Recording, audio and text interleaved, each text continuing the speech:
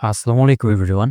আজকের এই ভিডিওতে আমি আলোচনা করব অর্থনীতি প্রথম পত্রের গুরুত্বপূর্ণ একটি অধ্যায় ১ মৌলিক অর্থনৈতিক সমস্যা ও এর সমাধান নিয়ে। প্রিয় শিক্ষার্থীরা, তোমাদের যাদের সামনে এইচএসসি এক্সাম বা কলেজ এক্সাম, যেই এক্সাম হোক না কেন, এই চ্যাপ্টার থেকে তোমাদের পরীক্ষায় একটি সৃজনশীল প্রশ্ন এবং ৩ থেকে ৪টি এমসিকিউ থাকবে।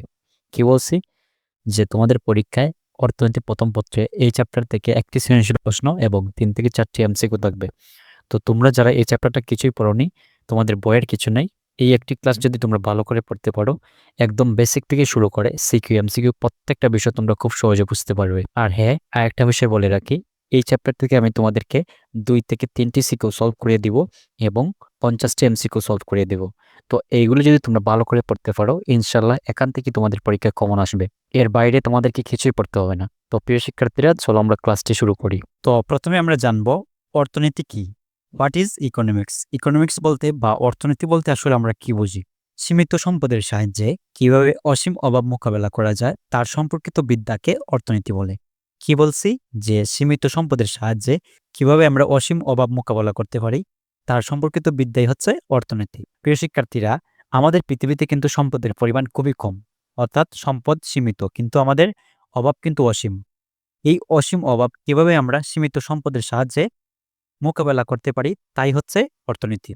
তো প্রিয় শিক্ষার্থীরা, আশা করছি তোমরা এই অর্থনীতির সংজ্ঞাটা বুঝতে পেরেছো। তো এখন আমি তোমাদেরকে যে বিষয়গুলো দেখাবো এগুলো মোস্ট ইম্পর্টেন্ট এবং এখান থেকে কিন্তু তোমাদের পরীক্ষায় এমসিকিউ আসার সম্ভাবনা অনেক বেশি। তাই ভালো করে বোঝার চেষ্টা করো। অর্থনীতির জনক হচ্ছে অ্যাডাম স্মিথ। আধুনিক অর্থনীতির জনক হচ্ছেন স্যামুয়েলসন। যদি বলা হয় যে অর্থনীতির জনককে, তাহলে তোমরা লিখবে অ্যাডাম স্মিথ। আর যদি বলা হয় আধুনিক অর্থনীতির জনককে, তাহলে তোমাদেরকে লিখতে হবে স্যামুয়েলসন। তারপর দেখো, অর্থনৈতিক প্রথম ধারণা কিন্তু দিয়েছিলেন অ্যারিস্টটল। অর্থশাস্ত্রের জনক অ্যাডাম স্মিথ ১৭৭৬ সালে দ্য ওয়েলথ অফ নেশন গ্রন্থে অর্থনীতিকে সম্পদের বিজ্ঞান বলে অভিহিত করেছেন। অর্থশাস্ত্রের জনককে? অর্থশাস্ত্রের জনক হচ্ছে Adam Smith. Adam Smith the wealth of nation গ্রন্থে কি বলছেন? অর্থনীতিকে সম্পদের বিজ্ঞান বলছেন। মোস্ট ইম্পর্টেন্ট একটা কোয়েকশন।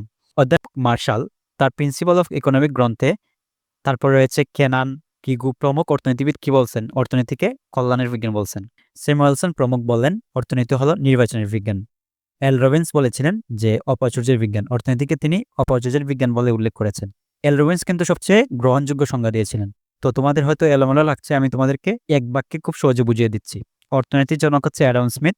যদি বলে আধুনিক অর্থনীতির জনককে, তাহলে তোমরা লিখবে স্যামুয়েলসন। অর্থনীতির প্রথম ধারণা দেন অ্যারিস্টটল। অর্থনীতির জনক অ্যাডাম স্মিথ, যাকে অর্থশাস্ত্রের জনক বলা হয়, তিনি কি করছেন? ১৭৭৬ সালে দ্য ওয়েলথ অফ নেশন গ্রন্থে অর্থনীতিকে সম্পদের বিজ্ঞান বলেছেন। অধ্যাপক মার্শাল বলেছেন কল্যাণের বিজ্ঞান। স্যামুয়েলসন বলেছেন নির্বাচনের বিজ্ঞান।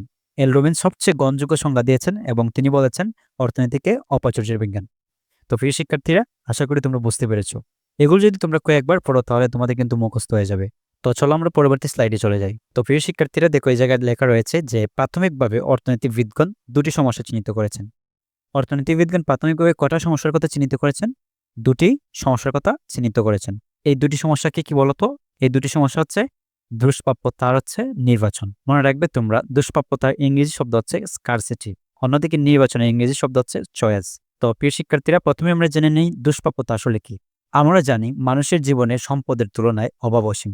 আমাদের কিন্তু সম্পদের তুলনায় অভাবটা অনেক বেশি, অভাব হচ্ছে অসীম। অভাবের তুলনায় সম্পদের এই স্বল্পতাকে দুষ্প্রাপ্যতা বলে। তার মানে আমরা বুঝতে পারলাম যে দুষ্প্রাপ্যতা বলতে বোঝায় সম্পদের স্বল্পতা বা সম্পদের অভাব। অভাবের তুলনায় সম্পদের স্বল্পতাকে দুষ্প্রাপ্যতা বলে।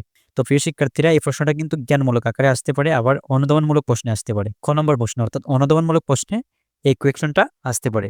যদি বলে যে দুষ্প্রাপ্যতা বলতে কি বোঝো, তাহলে তোমরা প্রথমে লিখবে আমরা জানি মানুষের জীবনে সম্পদের তুলনায় অভাব অসীম, অভাবের তুলনায় সম্পদের স্বল্পতাকে দুষ্প্রাপ্যতা বলে। প্রথমে তোমরা এই এক লাইন লিখবে, তারপর তোমরা কি করবে? গ্যাপ দিয়ে লিখবে মানব জীবনে অসীম সমস্যা বা অভাব পূরণের জন্য সম্পদ সীমিত। মানুষের অভাব পূরণের জন্য যে পরিমাণ সম্পদ প্রয়োজন, সেই পরিমাণ সম্পদ কিন্তু সীমিত বা সরবরাহ নেই। প্রিয় শিক্ষার্থীরা, এই জায়গায় কিন্তু সম্পদ হবে, বলে সম্পর্কিত লেখা হয়েছে। তারপর তোমরা লিখবে এই সীমিত সম্পদের যে অভাব, তাকে কি বলে? তাকে অর্থনীতিতে দুষ্প্রাপ্যতা বলে। এই জায়গায় বাকি হবে না, এই জায়গায় হবে তাকে, তাকে অর্থনীতিতে দুষ্প্রাপ্যতা বলে। তো প্রিয় শিক্ষার্থীরা, আমি আশা করছি তোমরা দুষ্প্রাপ্যতার বিষয়টা বুঝতে পেরেছো। তো এখন আমরা দেখব নির্বাচন। নির্বাচন আসলে কি? তো নির্বাচন হচ্ছে অসংখ্য অভাব থেকে অভাবের গুরুত্ব অনুযায়ী যে কোনো একটি বেছে নেওয়াকে নির্বাচন বলে। কি বলছি? যে অসংখ্য অভাব থেকে যখন আমরা অভাবের গুরুত্ব অনুযায়ী একটিকে বেছে নিব, সেটাই হচ্ছে নির্বাচন। তো দেখো এই জায়গায় আমি তোমাদেরকে একটা এক্সাম্পল দিয়েছি। এই এক্সাম্পলটা তোমরা বুঝতে পারলে খুব সহজে নির্বাচনের বিষয়টা বুঝতে পারবে। দেখো প্রিয় শিক্ষার্থীরা, মনে করো তোমার কাছে ৫০০ টাকা রয়েছে। কয়শত টাকা? ৫০০ টাকা রয়েছে। তো এই ৫০০ টাকার ভিতরে তোমাকে কি করতে হবে? হয়তো বই কিনতে হবে অথবা বন্ধুদের সাথে ঘুরতে যেতে হবে। মনে করো তোমার সামনে এক্সাম। তো যেহেতু তোমার সামনে এক্সাম, তাহলে তোমরা কি বই ক্রয় করবে নাকি বন্ধুদের সাথে ঘুরতে যাবে? অবশ্যই তোমরা কি করবে? বই ক্রয় করবে। এই যে তোমরা এই ২ টা বিষয়ের মধ্যে গুরুত্ব অনুযায়ী একটা বিষয় নির্বাচন করলে বা বেছে নিলে, এই বেছে নেওয়াটাই হচ্ছে নির্বাচন। তো আমি আশা করছি অর্থনীতির ভাষায় নির্বাচন আসলে কি তোমরা খুব সহজে বুঝতে পেরেছো। নির্বাচন বলতে কি বোঝায়? অসংখ্য অভাব থেকে অভাবের গুরুত্ব অনুযায়ী যেকোনো একটি বেছে নেওয়া। তো প্রিয় শিক্ষার্থীরা, চলো আমরা পরবর্তী স্লাইডে চলে যাই। তো দেখো প্রিয় শিক্ষার্থীরা, এই স্লাইডটা অনেক বেশি ইম্পর্টেন্ট, ভালো করে বোঝার চেষ্টা করো। নির্বাচন সমস্যা সমাধানের জন্য আমাদেরকে ২টি বিষয় জানতে হবে। আমাদেরকে নির্বাচনের সমস্যা সমাধান করতে হলে কয়টা বিষয় জানতে হবে? ২টি বিষয় আমাদেরকে জানতে হবে। কোন ২টি বিষয় জানতে হবে? চলো আমরা দেখে নিই। একটা হচ্ছে সুযোগ ব্যয়, আর একটা হচ্ছে উৎপাদন সম্ভাবনা রেখা। তো প্রথমে আমরা জেনে নেই সুযোগ ব্যয় আসলে কি। প্রিয় শিক্ষার্থীরা দেখো, কোনো দ্রব্যের উৎপাদন একক বৃদ্ধি করলে অন্য দ্রব্যের উৎপাদন যতটুকু ছেড়ে দেওয়া হয়, সেই ছেড়ে দেওয়া অংশকে কি বলে? সুযোগ ব্যয় বলে। আরো সহজে বোঝার চেষ্টা করো। মনে করো যে একটা জমি রয়েছে, তো এক জমিতে তোমরা কি করবে? আলু চাষ করবে, আর একটা হচ্ছে গম চাষ করবে। তোমরা যদি আলু চাষ করো তাহলে তোমরা গম চাষ করতে পারবে না। এই যে আলু চাষ করার জন্য গম চাষ করার যে অংশ ছেড়ে দিয়েছো, যতটুকু অংশ ছেড়ে দিয়েছো, সেই ছেড়ে দেওয়া অংশই হচ্ছে সুযোগ ব্যয়। তোমরা মনে রাখবে, সুযোগ ব্যয় বলতে বোঝায় ছেড়ে দেওয়া অংশ। তো প্রিয় শিক্ষার্থীরা, আমি আশা করছি তোমাদেরকে সুযোগ ব্যয়ের এই বিষয়টা বোঝাতে পেরেছি। তো এখন আমরা দেখব উৎপাদন সম্ভাবনা রেখা। উৎপাদন সম্ভাবনা রেখা কি? উৎপাদন সম্ভাবনা রেখা হলো এমন একটি রেখা যে রেখার বিভিন্ন বিন্দুতে নির্দিষ্ট পরিমাণ সম্পদ ও চলতি প্রযুক্তির সাপেক্ষে দুটি উৎপন্ন দ্রব্যের সম্ভাব্য সংমিশ্রণকে নির্দেশ করে। প্রিয় শিক্ষার্থীরা, এই সংখ্যাটা হয়তো তোমরা বুঝতে পারতেছো না। চলো আমি তোমাদেরকে আরো ডিপলি বোঝানোর চেষ্টা করি।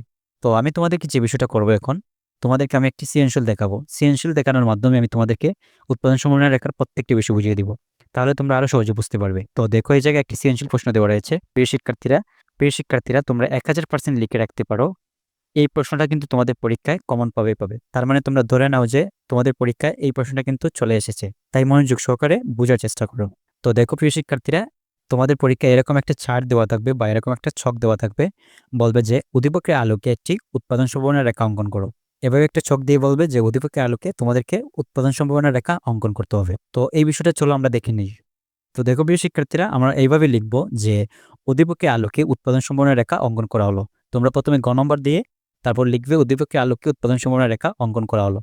তো তারপর তোমরা যে বিষয়টা করবে, উৎপাদন সম্ভাবনা রেখার একটা সংজ্ঞা দেবে। প্রিয় শিক্ষার্থীরা মনে রাখবে, উৎপাদন সম্ভাবনা রেখার ইংরেজি হচ্ছে পিপিসি। পিপিসি কি? পিপিসি হচ্ছে প্রোডাকশন পসিবিলিটি কার্ভ। এটার ইংরেজি হচ্ছে প্রোডাকশন পসিবিলিটি কার্ভ। এখান থেকে কিন্তু তোমাদের পরীক্ষায় প্রশ্ন থাকবে। Production possibility curve. তো প্রিয় শিক্ষার্থীরা, এই মিনিংটা তোমরা বই থেকে দেখে নিও। তো চলো আমরা এই প্রশ্নটা সলভ করার চেষ্টা করি। তো আমরা প্রথমে কি করব? প্রথমে আমরা উৎপাদন সম্ভাবনা রেখার সংজ্ঞা দিব। উৎপাদন সম্ভাবনার সংজ্ঞাটা এরকম হবে যে উৎপাদন সম্ভাবনা রেখা হলো এমন একটি রেখা যে রেখার বিভিন্ন বিন্দুতে নির্দিষ্ট পরিমাণ সম্পদ ও চলতি প্রযুক্তির সাপেক্ষে দুটি উৎপন্ন দ্রব্যের সম্ভাব্য বিভিন্ন সংমিশ্রণকে প্রকাশ করে। তো এই সংজ্ঞা যদি তোমরা বুঝতে পারো না, আমি তোমাদেরকে আরো সহজে বুঝিয়ে দিচ্ছি। তো দেখো প্রিয় শিক্ষার্থীরা, এই জায়গায় আমি তোমাদেরকে উৎপাদন সম্ভাবনা রেখাটা এঁকে দিয়েছি। আমি তোমাদেরকে এই বিষয়টা আরো সহজে বোঝানোর জন্য আবার আঁকার চেষ্টা করছি। যেহেতু আমি মাউস দিয়ে আঁকবো, তাই আমার লাইনগুলো আঁকাবাঁকা হতে পারে। এই বিষয়টা তোমরা কিন্তু ইগনোর করিও। তো তোমরা প্রথমে যে বিষয়টা করবে, তোমরা হচ্ছে এই জায়গায় ধরবে এক্স অক্ষ, এই জায়গায় ধরবে ওয়াই অক্ষ। তো আমরা ধরে নিলাম এখানে হচ্ছে এক্স দ্রব্য আর এটা হচ্ছে ওয়াই দ্রব্য। তো প্রিয় শিক্ষার্থীরা দেখো, এই জায়গায় আমাদের চোখে কি বলছে? চোখে বলছে এক্স দ্রব্য আর হচ্ছে ওয়াই দ্রব্য। তো তোমরা চাইলে এই জায়গায় ওয়াই দ্রব্য, এই জায়গায় এক্স দ্রব্য, অথবা এই জায়গায় এক্স দ্রব্য, এই জায়গায় ওয়াই দ্রব্য ধরতে পারো, কোনো সমস্যা নেই। তো এটা হচ্ছে ভূমি অক্ষ। এটা কোন অক্ষ? এটা হচ্ছে ভূমি অক্ষ। আর এটা হচ্ছে লম্ব অক্ষ। এটা হচ্ছে লম্ব অক্ষ। তো দেখো প্রিয় শিক্ষার্থীরা, প্রথমে কি বলা হয়েছিল? প্রথমে আমাদের রয়েছে 130, তারপর হচ্ছে 100, তারপর হচ্ছে 50, তারপর হচ্ছে 00। এদিকে রয়েছে 50, 00, 100, 130। আমাদেরকে প্রথমে দেখতে হবে যে এখানে মান সবচেয়ে কোনটা বড়। সবচেয়ে বড় হচ্ছে 130। তার মানে আমরা বুঝতে পারলাম আমাদেরকে এমনভাবে এই জায়গায় নিতে হবে সংখ্যা যাতে 130 হয়। তো চলো আমরা প্রথমে ধরি হচ্ছে 50। প্রথমে আমরা এটাকে ধরলাম 50। তারপর এটাকে আমরা ধরলাম একটু সামনে নিয়ে 100, আর এটাকে আমরা ধরলাম হচ্ছে 130।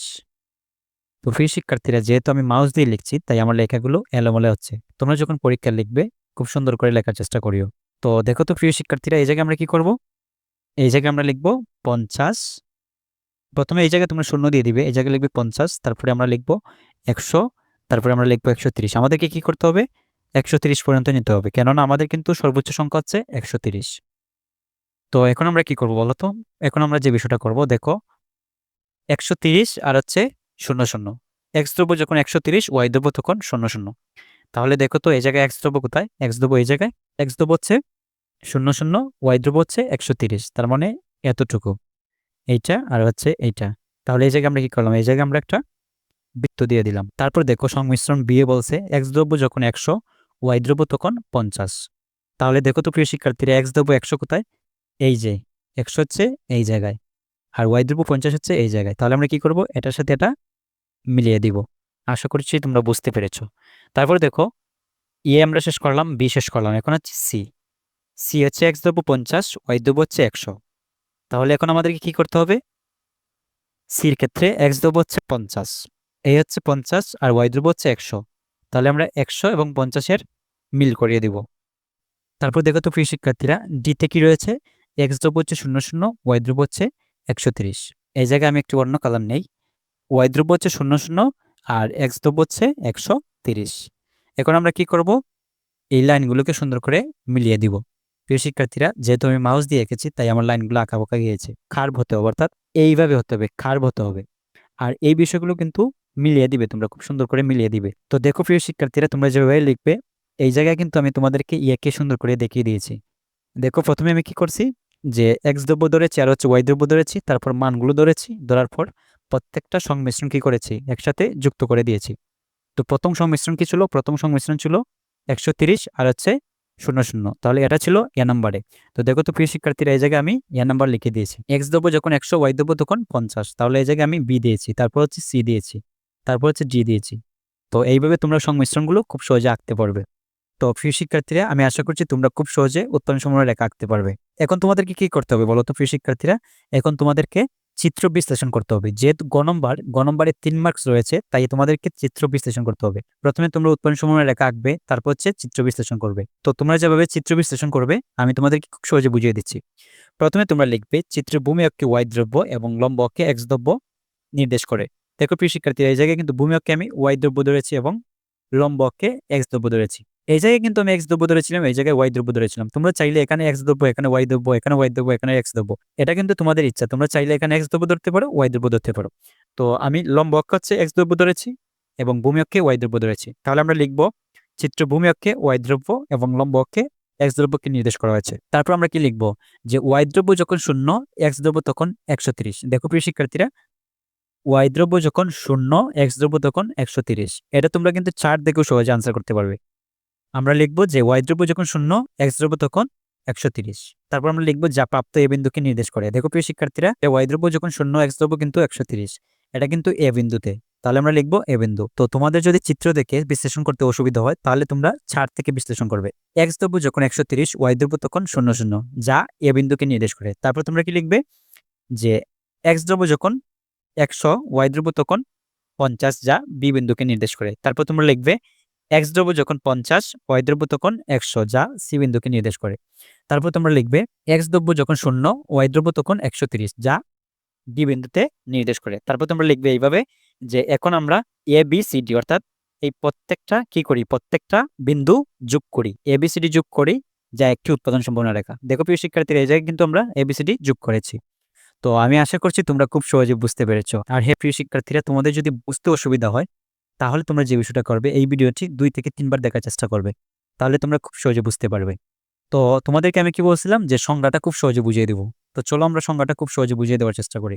উৎপাদন সম্পন্ন রেখা হলো এমন একটি রেখা যে রেখার বিভিন্ন বিন্দুতে নির্দিষ্ট পরিমাণ সম্পদ। দেখো প্রিয় শিক্ষার্থীরা, বিভিন্ন বিন্দুতে কি করেছে, নির্দিষ্ট পরিমাণ সম্পদ দেওয়া রয়েছে বা নির্দিষ্ট পরিমাণ দ্রব্য দেওয়া রয়েছে। চলিত প্রযুক্তির সাপেক্ষে দুটি উৎপন্ন দ্রব্যের সংমিশ্রণকে নির্দেশ করছে। এখানে কিন্তু দুইটা দ্রব্যের সংমিশ্রণ রয়েছে, একটা হচ্ছে এক্স দ্রব্য, একটা হচ্ছে ওয়াই দ্রব্য। এই দুটি দ্রব্যের আমরা কি করেছি, সংমিশ্রণ করেছি। সংমিশ্রণ করেই না আমরা কি পেয়েছি, উৎপাদন সম্ভাবনা রেখা পেয়েছি। তো আমি আশা করছি এই সংজ্ঞাটা তোমরা খুব সহজে বুঝতে পেরেছো। তো প্রিয় শিক্ষার্থীরা, এইভাবে যদি তোমরা গ নম্বর প্রশ্ন লিখে দিতে পারো তাহলে তোমরা এই প্রশ্নে 3 এর মধ্যে 3 পেয়ে যাবে। তো তোমাদের পরীক্ষায় এভাবে প্রশ্ন আসবে যে উদ্দীপকের আলোকে উৎপাদন সমরেখা অঙ্কন করো। তো তোমরা ধরে নাও যে এই প্রশ্নটা কিন্তু তোমাদের পরীক্ষায় এসে গেছে। প্রিয় শিক্ষার্থীরা, গ নম্বর প্রশ্নটি লক্ষ্য করো। বলছে যে এক্স দ্রব্যের উৎপাদন 100 একক অবস্থায় ওয়াই দ্রব্যের উৎপাদন 100 একক সম্ভব নয়। অথবা প্রশ্নটা এভাবে বলতে পারে যে এক্স দ্রব্যের 100 একক অবস্থায় ওয়াই দ্রব্যের উৎপাদন 100 একক কি সম্ভব, ব্যাখ্যা করো। তো যেইভাবেই বলো প্রশ্নটা কিন্তু একই। তো আমি তোমাদেরকে বলে রাখি যে এই প্রশ্নটা তোমাদের পরীক্ষায় 1000% কমন পাবে। তোমরা পরীক্ষা দিয়ে এসে মিলিয়ে দেখিও যে এই প্রশ্নটা কিন্তু তোমরা কমন পাবে। তো চলো আমরা এই প্রশ্নটা সলভ করার চেষ্টা করি। কি বলছে যে এক্স দ্রব্যের উৎপাদন 100 একক অবস্থায়। তো প্রথমে আমরা বের করে নেই যে এক্স দ্রব্য 100 একক কোথায় রয়েছে। এ হচ্ছে 100 একক এক্স দ্রব্য অবস্থায়। ওয়াই দ্রব্য কি বলছে, ওয়াই দ্রব্য হচ্ছে 100 একক। এই হচ্ছে ওয়াই দ্রব্যের 100 একক। দেখো প্রিয় শিক্ষার্থীরা, যখন আমরা এক্স দ্রব্য 100 একক উৎপাদন করব, ওয়াই দ্রব্য কিন্তু আমরা 50 একক উৎপাদন করতে পারবো। চাইলেও কিন্তু আমরা বেশি করতে পারবো না, কম করতে পারবো না। দেখো এই জায়গায় 100 একক কিন্তু আমরা চাইলেও উৎপাদন করতে পারবো না। কি করতে পারবো না? উৎপাদন করতে পারবো না। যদি আমরা উৎপাদন করি তাহলে কি হবে? অসম্ভব উৎপাদন বিন্দু বা অর্জনযোগ্য অঞ্চল সৃষ্টি হবে। অর্জনযোগ্য অঞ্চল কি বা অসম্ভব উৎপাদন বিন্দু কি তা আমরা একটু পরেই দেখার চেষ্টা করব। তোমরা আগে এই কনসেপ্টটা বোঝার চেষ্টা করো যে আমরা 100 একক উৎপাদনে এক্স দ্রব্য আমরা উৎপাদন করতে পারবো, ওয়াই দ্রব্য 50 একক। আমরা কখনোই 100 একক উৎপাদন করতে পারবো না। বিষয়টা তোমরা আরো সহজে বুঝতে পারো। দেখো 100 দ্রব্যের ক্ষেত্রে সোজাসুজি এই জায়গায় 50 একক দেওয়া রয়েছে, তার মানে আমরা 50 একক উৎপাদন করতে পারবো। আমরা কিন্তু 100 একক উৎপাদন করতে পারবো না। তো চলো আমরা চলে যাই প্রশ্নে সলভে। তো প্রথমে আমরা গ নম্বর দিব, লিখবো যে প্রাপ্ত উৎপাদন সম্ভাবনা রেখা অনুযায়ী এক্স ও ওয়াই উভয় দ্রব্য 100 একক সংমিশ্রণটি অর্জনযোগ্য অঞ্চল বা অসম্ভব উৎপাদন বিন্দুকে নির্দেশ করে। তো এখন আমরা লিখবো এখানে উৎপাদন সম্ভব নয়। লেখার পর আমরা কি করব? আমরা হচ্ছে উৎপাদন সম্ভাবনা রেখা আঁকবো। দেখো প্রিয় শিক্ষার্থীরা, আমরা কিন্তু গ নম্বর প্রশ্নে এতটুকু এঁকেছিলাম। এখন আমাদেরকে বাড়তি অংশ আঁকতে হবে। সেটা হচ্ছে কি বলছিল যে ওয়াই দ্রব্য যখন 100 একক, এক্স দ্রব্য তখন 100 একক। তো এই জায়গায় ওয়াই দ্রব্য হচ্ছে 100। তো আমরা যদি এক্স দ্রব্যকে 100 বানাই তাহলে কিন্তু আমাদেরকে উৎপাদন সম্ভাবনা রেখার বাইরে চলে যায়। এই বিন্দুটা কিন্তু উৎপাদন সম্ভাবনা রেখার বাইরে চলে যায় এবং এটাকে আমরা জি বিন্দু ধরবো। তো প্রিয় শিক্ষার্থীরা, এই বিষয়টা তোমরা যাতে সহজে বুঝতে পারো এজন্য আমি তোমাদেরকে এখানে একে দেখিয়ে দিচ্ছি। যেহেতু আমি মাউস দিয়ে আঁকছি তাই আমার লাইনগুলো বাঁকা যেতে পারে। এই বিষয়টা তোমরা বুঝে নিও। তো দেখো প্রিয় শিক্ষার্থীরা, প্রথমে আমি কি করলাম, এই জায়গায় মান ধরে নিলাম যে 50, 100, তারপর হচ্ছে 130। এটাকে আমি ওয়াই দ্রব্য ধরে নিলাম, এটাকে আমি এক্স দ্রব্য ধরে নিলাম। তারপর আমরা কি করব, এই জায়গায় 0 দিব। তো এদিকে তো আমাদেরকে মান ধরতে হবে। তো আমরা ধরলাম 50, 100, তারপর হচ্ছে 130। এটাকে 50 ধরলাম, 100 ধরলাম, আর হচ্ছে 130। এখন আমরা কি করব, সংমিশ্রণ করব, অর্থাৎ মিশিয়ে দিব। তো প্রথম আমরা কি দেখেছিলাম যে ওয়াই দ্রব্য যখন 50, এক্স দ্রব্য তখন কত ছিল? এক্স দ্রব্য তখন ছিল 100। ওয়াই দ্রব্য যখন 100, এক্স দ্রব্য তখন ছিল 50। এদিকে 130 ছিল, এদিকে ছিল 0। অর্থাৎ তোমরা গ নম্বর প্রশ্নে আগে যেভাবে এঁকেছিলে সেভাবে আঁকার চেষ্টা করবে। তো আমরা আগে যেভাবে এঁকেছিলাম সেভাবে আঁকার চেষ্টা করি। তো আমরা কি করলাম, উৎপাদন সম্ভাবনা রেখা এটা আঁকলাম। প্রিয় শিক্ষার্থীরা, এটা কিন্তু কার্ভ হবে। তোমরা যখন লিখবে সুন্দর করে লিখে দিও। তো বাম পাশে দেখো আমি তোমাদেরকে যেভাবে লিখে দিয়েছি সেইভাবে তোমাদেরকে লিখতে হবে, সুন্দর করে লিখতে হবে। তো আমি যেহেতু মাউস দিয়ে আঁকছি তাই তোমরা এই বিষয়গুলো দেখে নিও। তো এখন আমাদের প্রশ্ন ছিল ওয়াই দ্রব্য যখন 100, এক্স দ্রব্য তখন 100 উৎপাদন করা কি সম্ভব? তো চলো আমরা এই বিষয়টা দেখে নেই। ওয়াই দ্রব্য এই জায়গায় 100 এবং এক্স দ্রব্য এই জায়গায় হচ্ছে 100। আমরা যদি ওয়াই দ্রব্য 100 এবং এক্স দ্রব্য 100 উৎপাদন করতে চাই তাহলে আমাদেরকে 100 এবং 100 বিন্দুগুলো মিলাতে হবে। তো আমরা চলো মিলিয়ে নেই। তো প্রিয় শিক্ষার্থীরা দেখো, এই জায়গায় 100 এবং 100 মিলাতে গিয়ে আমাদের কিন্তু কি হয়েছে? তো প্রিয় শিক্ষার্থীরা দেখো, এই জায়গায় 100 এবং 100 সাথে সংমিশ্রণ করাতে গিয়ে আমাদের এই বিন্দুটা কিন্তু উৎপাদন সম্ভাবনা রেখা, এই যে মূল রেখাটা, এই মূল রেখার বাইরে চলে গেছে। এটাকে আমরা জি বিন্দু ধরলাম। প্রিয় শিক্ষার্থীরা, কি হয়েছে? এটা কিন্তু উৎপাদন সম্ভাবনা রেখার বাইরে চলে গেছে। এখানে আমরা ই বিন্দু ধরলাম, অর্থাৎ এই জায়গায় এখানে আমরা ই বিন্দু ধরলাম। তোমরা চাইলে যে কোনো বিন্দু এই জায়গায় ধরতে পারো। আর হ্যাপি শিক্ষার্থীরা, এই জায়গায় ধরলাম আমরা জি বিন্দু। তো দেখো প্রিয় শিক্ষার্থীরা, এই জায়গায় কিন্তু জি বিন্দুটা উৎপাদন সম্ভাবনা রেখার বাইরে চলে গেছে। তাহলে আমরা এখন কি করবো বলতো? এখন আমরা যেভাবে ব্যাখ্যাটা করবো, চিত্র বিশ্লেষণ করবো যে জি বিন্দুতে অসম্ভব উৎপাদনকে বা অর্জনযোগ্য অঞ্চলকে নির্দেশ করে। অসম্ভব উৎপাদন বিন্দু অর্থাৎ এখানে কখনোই উৎপাদন সম্ভব নয়। এটাকে কিন্তু আমরা অর্জনযোগ্য অঞ্চলও বলতে পারি। তো প্রিয় শিক্ষার্থীরা দেখো, এই জায়গায় কিন্তু আমি লিখে দিয়েছি অর্জনযোগ্য অঞ্চল। তো আমরা কিভাবে লিখবো যে জি বিন্দুতে অসম্ভব উৎপাদন বা অর্জনযোগ্য অঞ্চলকে নির্দেশ করে, কারণ জি বিন্দুটি উৎপাদন সম্ভাবনা রেখার বাইরের বিন্দু। দেখো প্রিয় শিক্ষার্থীরা, উৎপাদন সম্ভাবনা রেখা বিন্দু কিন্তু এই বিন্দুটা, এই যে সবুজ কালার বিন্দুটা, এতটুকু কিন্তু উৎপাদন সম্ভাবনা রেখার বিন্দু। এর বাইরে যেহেতু জি বিন্দু চলে গিয়েছে, 100 এবং 100 সংমিশ্রণ করতে গিয়ে যেহেতু জি বিন্দু বাইরে চলে গিয়েছে, তার মানে এটা হচ্ছে বাইরের বিন্দু। এখানে অসম্ভব উৎপাদন বিন্দুকে নির্দেশ করে। এই বিন্দুতে আমরা কি করতে পারবো না, এই বিন্দুতে আমরা কখনোই উৎপাদন করতে পারবো না। কিন্তু সম্পদ ও চলিত প্রযুক্তির পরিবর্তন হলে এই বিন্দুতে উৎপাদন করা সম্ভব হবে। অর্থাৎ এই যে সম্পদগুলো এক্স দ্রব্য ওয়াই দ্রব্য এগুলো যদি পরিবর্তন হয় তাহলে কিন্তু আমরা এই জায়গায় কি করতে পারবো, উৎপাদন করতে পারবো। আমি আশা করছি এই লাইনটা খুব সহজে বুঝতে পেরেছো। তারপর তোমরা লিখবে উৎপাদন সম্ভাবনা রেখার উপরের কোনো বিন্দুতে, উপরের বিন্দু বলতে বোঝানো হয়েছে এই জায়গায় এ ভি সি ডি, অর্থাৎ উৎপাদন সম্ভাবনা রেখার বিন্দুতে এই যে সবুজ কালার লাইনটা রয়েছে এটা হচ্ছে উৎপাদন সম্ভাবনা রেখার বিন্দু, অর্থাৎ এবিসিডি বিন্দুতে। দেখো প্রিয় শিক্ষার্থীরা, এই জায়গায় আমি সুন্দর করে লিখে দিয়েছি এ বি সি ডি। এই এ বি সি ডি বিন্দুতে উৎপাদনকে কি করছে বলতো প্রিয় শিক্ষার্থীরা? এই এ বি সি ডি বিন্দু উৎপাদনকে সম্পদের দক্ষ ব্যবহারের সাহায্যে সম্পদের সর্বোচ্চ উৎপাদনকে নির্দেশ করছে। অর্থাৎ এই উৎপাদন সম্ভাবনা রেখায় এবিসিডি রেখায় উৎপাদন সর্বোচ্চ হচ্ছে বা সম্পদের দক্ষ ব্যবহার হচ্ছে। তারপর তোমরা লিখবে উৎপাদন সম্ভাবনা রেখার ভিতরে কোনো বিন্দুতে উৎপাদন সম্ভব। ভিতরের বিন্দু বলতে ই বিন্দুকে নির্দেশ করছে, অর্থাৎ এই যে লাইনটি রয়েছে এর ভিতরের বিন্দু। আমরা এই জায়গায় যে ই বিন্দু লিখলাম এই ই বিন্দুতে কিন্তু উৎপাদন সম্ভব, তবে এর ফলে সম্পদের কিন্তু দক্ষ ব্যবহার হয় না বা বেকারত্বের সৃষ্টি হয়। প্রিয় শিক্ষার্থীরা, ভালোভাবে বোঝার চেষ্টা করো, আমি তোমাদেরকে আরো সহজে বুঝিয়ে দেওয়ার চেষ্টা করতেছি, কারণ এখান থেকে কিন্তু তোমাদের পরীক্ষা প্রশ্ন থাকবেই থাকবে, এই প্রশ্নটা কিন্তু আসবে। তো দেখো প্রিয় শিক্ষার্থীরা, আমরা উৎপাদন সম্ভাবনা রেখা আঁকলাম, আমাদেরকে বলছে যে 100 এবং 100 কি করতে সংমিশ্রণ করতে, অর্থাৎ ওয়াই দ্রব্য 100 এবং এক্স দ্রব্য 100, ওয়াই দ্রব্য 100 এবং এক্স দ্রব্য 100 মিলাতে গিয়ে আমাদের কি হয়েছে, সংমিশ্রণ করতে গিয়ে আমাদের উৎপাদন সম্ভাবনা রেখার বাইরে চলে গেছে, অর্থাৎ জি বিন্দু উৎপাদন সম্ভাবনা রেখার বাইরে চলে গেছে। আমরা এভাবে লিখবো, এটা হচ্ছে অসম্ভব উৎপাদন বিন্দু, অর্থাৎ এখানে এই জায়গায় কিন্তু উৎপাদন সম্ভব নয়। আমরা লিখবো যে জি বিন্দুতে অসম্ভব উৎপাদনকে নির্দেশ করছে, জি বিন্দুতে উৎপাদন সম্ভব নয়, তবে সম্পদ ও চলিত প্রযুক্তির পরিবর্তন হলে আমরা কিন্তু এই বিন্দুতে উৎপাদন করতে পারবো। পরবর্তী লাইনে লিখবে উৎপাদন সম্ভাবনা রেখার উপরের বিন্দু বলতে এই সবুজ কালার বিন্দু, অর্থাৎ উৎপাদন সম্ভাবনা রেখার এবিসিডি বিন্দু, এই বিন্দুতে উৎপাদন সর্বোচ্চ নির্দেশ করে, অর্থাৎ সম্পদের দক্ষ ব্যবহারকে নির্দেশ করে। তারপর তোমরা 3 নম্বর লাইনে লিখবে উৎপাদন সম্ভাবনা রেখার ভিতরের বিন্দু, অর্থাৎ এই ই বিন্দুতে কি হচ্ছে বলতো, এই বিন্দুতে সম্পদের দক্ষ ব্যবহার হয় না, তবে উৎপাদন সম্ভব কিন্তু দক্ষ ব্যবহার হবে না বা বেকারত্বের সৃষ্টি হবে। তার মানে আমরা বুঝতে পারলাম সম্পদের দক্ষ ব্যবহার হবে এবিসিডি বিন্দুতে। পরিশেষে তোমরা এই লাইনটি এভাবে লিখবে যে পরিশেষে বলা যায় এক্স দ্রব্যের উৎপাদন 100 একক হলে এবং ওয়াই দ্রব্যের উৎপাদন 100 একক অবস্থায় কি হবে না বলতো প্রিয় শিক্ষার্থীরা, উৎপাদন সম্ভব নয় বা অর্জনযোগ্য অঞ্চল বা অসম্ভব উৎপাদন বিন্দুকে নির্দেশ করে। তো প্রিয় শিক্ষার্থীরা, এইভাবে যদি তোমরা লিখে দিতে পারো তাহলে এই প্রশ্নে 4-এর মধ্যে 4 পেয়ে যাবে। তো প্রিয় শিক্ষার্থীরা, আমি আশা করছি এই প্রশ্নটা খুব সহজে বুঝতে পেরেছো। তো প্রিয় শিক্ষার্থীরা, এই প্রশ্নটা ভালোভাবে তোমরা প্র্যাকটিস করার চেষ্টা করিও।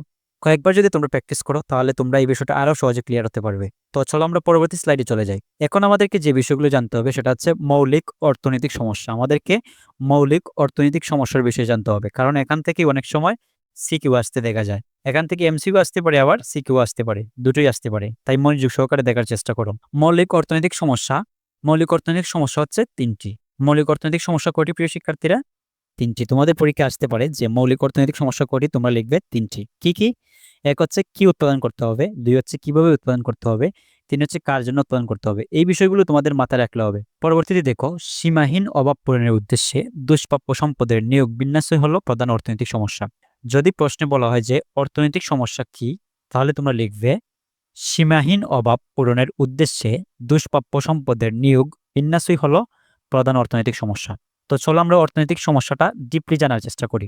অর্থনৈতিক সমস্যা একটি দেশের অর্থনৈতিক কার্যক্রম যে সামাজিক আইনগত রীতিনীতির ওপর গড়ে ওঠে, এই রীতিনীতির প্রাতিষ্ঠানিক কাঠামোকে অর্থনৈতিক ব্যবস্থা বলে। প্রিয় শিক্ষার্থীরা, অর্থনৈতিক ব্যবস্থা কি? একটি দেশের অর্থনৈতিক কার্যক্রম যে সামাজিক রীতিনীতি আইনগত রীতিনীতির ওপর কি হয়, গড়ে ওঠে, এই রীতিনীতির প্রাতিষ্ঠানিক কাঠামোকে কিন্তু অর্থনৈতিক ব্যবস্থা বলে। তো তোমাদেরকে মনে রাখতে হবে যে পৃথিবীতে 4 ধরনের অর্থনৈতিক ব্যবস্থা রয়েছে। পৃথিবীতে কয় ধরনের অর্থনৈতিক ব্যবস্থা রয়েছে? 4 ধরনের অর্থনৈতিক ব্যবস্থা রয়েছে। পৃথিবীতে 4 ধরনের অর্থনৈতিক ব্যবস্থা রয়েছে। কি কি? নাম্বার 1, গণতান্ত্রিক অর্থব্যবস্থা বা পুঁজিবাদী অর্থব্যবস্থা। নাম্বার 2, সমাজতান্ত্রিক অর্থব্যবস্থা বা নির্দেশমূলক অর্থব্যবস্থা।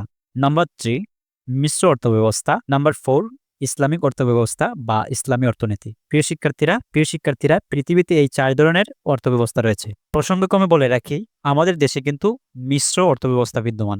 তো এখন আমরা কি করব? এখন আমরা প্রত্যেকটা বিষয় ডিটেলসে জানার চেষ্টা করব। তো চলো আমরা পরবর্তী স্লাইডে চলে যাই।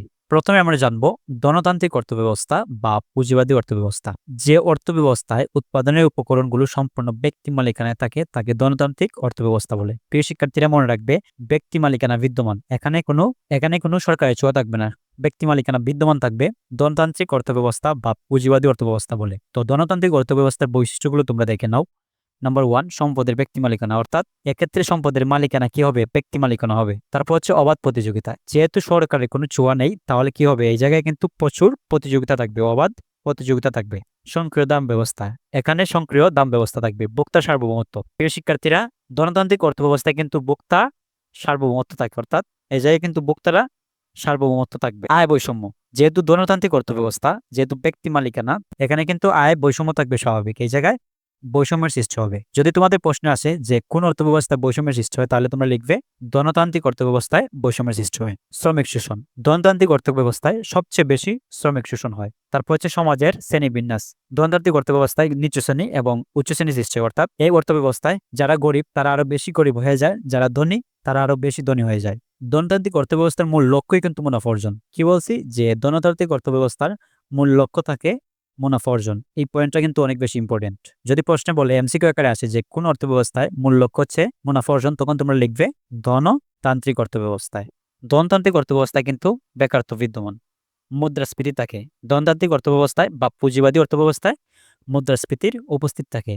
প্রিয় শিক্ষার্থীরা, এখান থেকে কিন্তু সিকিউ আসার সম্ভাবনা অনেক বেশি। এগুলো ভালো করে তোমাদেরকে পড়তে হবে। আর আমি তোমাদেরকে স্লাইডে যা দেখিয়ে দিচ্ছি সেগুলো পড়লেই হবে, এগুলো পড়লেই এনাফ, আর তোমাদেরকে কিছুই পড়তে হবে না। পরবর্তীতে হচ্ছে সমাজতান্ত্রিক অর্থ ব্যবস্থা বা নির্দেশমূলক অর্থ ব্যবস্থা। প্রিয় শিক্ষার্থীরা, সমাজতান্ত্রিক অর্থ ব্যবস্থাকে কিন্তু আমরা নির্দেশমূলক অর্থ ব্যবস্থা বলতে পারি। সমাজতান্ত্রিক অর্থ ব্যবস্থার সংজ্ঞাটা দেখো, যে অর্থ ব্যবস্থায় উৎপাদনের উপকরণগুলো সম্পূর্ণ সরকারি মালিকানা বিদ্যমান তাকে সমাজতান্ত্রিক অর্থ ব্যবস্থা বলে। কি বলছি? যে অর্থ ব্যবস্থায় উৎপাদনের উপকরণগুলো সম্পূর্ণ সরকারি মালিকানা বিদ্যমান। তোমরা এভাবে মনে রাখবে যে অর্থ ব্যবস্থায় সম্পূর্ণ সরকারি মালিকানা বিদ্যমান সেটাই হচ্ছে সমাজতান্ত্রিক বা নির্দেশমূলক অর্থ ব্যবস্থা। আশা করি তোমরা বুঝতে পেরেছো। তো সমাজতান্ত্রিক বা নির্দেশমূলক অর্থ ব্যবস্থার বৈশিষ্ট্যগুলো তোমরা এক নজরে দেখার চেষ্টা করো। সম্পদের রাষ্ট্রীয় মালিকানা, এখানে কি হবে? সম্পদের রাষ্ট্রীয় মালিকানা থাকবে। নাম্বার 2 সরকারের নির্দেশনা, এখানে কোনো ব্যক্তি নির্দেশনা থাকবে না, সম্পূর্ণ সরকারি নির্দেশনা থাকবে। প্রতিযোগিতার অনুপস্থিতি, আমরা দেখেছিলাম ধনতান্ত্রিক অর্থ ব্যবস্থা বা পুঁজিবাদী অর্থ ব্যবস্থায় প্রতিযোগিতা ছিল, কিন্তু সরকারি অর্থ ব্যবস্থায় বা নির্দেশমূলক অর্থ ব্যবস্থা বা সমাজতান্ত্রিক অর্থ ব্যবস্থায় কিন্তু প্রতিযোগিতা থাকবে না। সম্পদের সুষম বন্টন, অর্থাৎ এই জায়গায় শ্রেণী বৈষম্য সৃষ্টি হবে না। শ্রমিক শোষণ নেই, এই অর্থ ব্যবস্থায় কিন্তু কোনো শ্রমিক শোষণ নেই। বেকারত্বের সৃষ্টি হবে না। প্রিয় শিক্ষার্থীরা, যদি এমসিকিউ আসে যে কোনো অর্থ ব্যবস্থায় বেকারত্বের সৃষ্টি হয় না, তাহলে তোমরা লিখবে সমাজতান্ত্রিক অর্থ ব্যবস্থা বা নির্দেশমূলক অর্থ ব্যবস্থা। এই অর্থ ব্যবস্থায় কিন্তু আবার সরকারি অর্থ ব্যবস্থায় বলা হয়। তারপর হচ্ছে মুদ্রাস্ফীতি থাকে না, এই অর্থ ব্যবস্থায় মুদ্রাস্ফীতির অনুপস্থিতি থাকে, অর্থাৎ মুদ্রাস্ফীতি থাকে না। চাহিদার উপর নিয়ন্ত্রণ, পরীক্ষায় যদি বলা হয় যে কোন অর্থ ব্যবস্থায় চাহিদার উপর নিয়ন্ত্রণ করা হয়, তাহলে তোমরা লিখবে সমাজতান্ত্রিক অর্থ ব্যবস্থা বা নির্দেশমূলক অর্থ ব্যবস্থা। শোষিত শ্রেণীর অনুপস্থিতি, এই জায়গায় কিন্তু কোনো শোষিত শ্রেণী থাকে না। তো প্রিয় শিক্ষার্থীরা, এগুলো তোমরা ভালোভাবে পড়ার চেষ্টা করি, এগুলো কিন্তু অনেক বেশি ইম্পর্টেন্ট।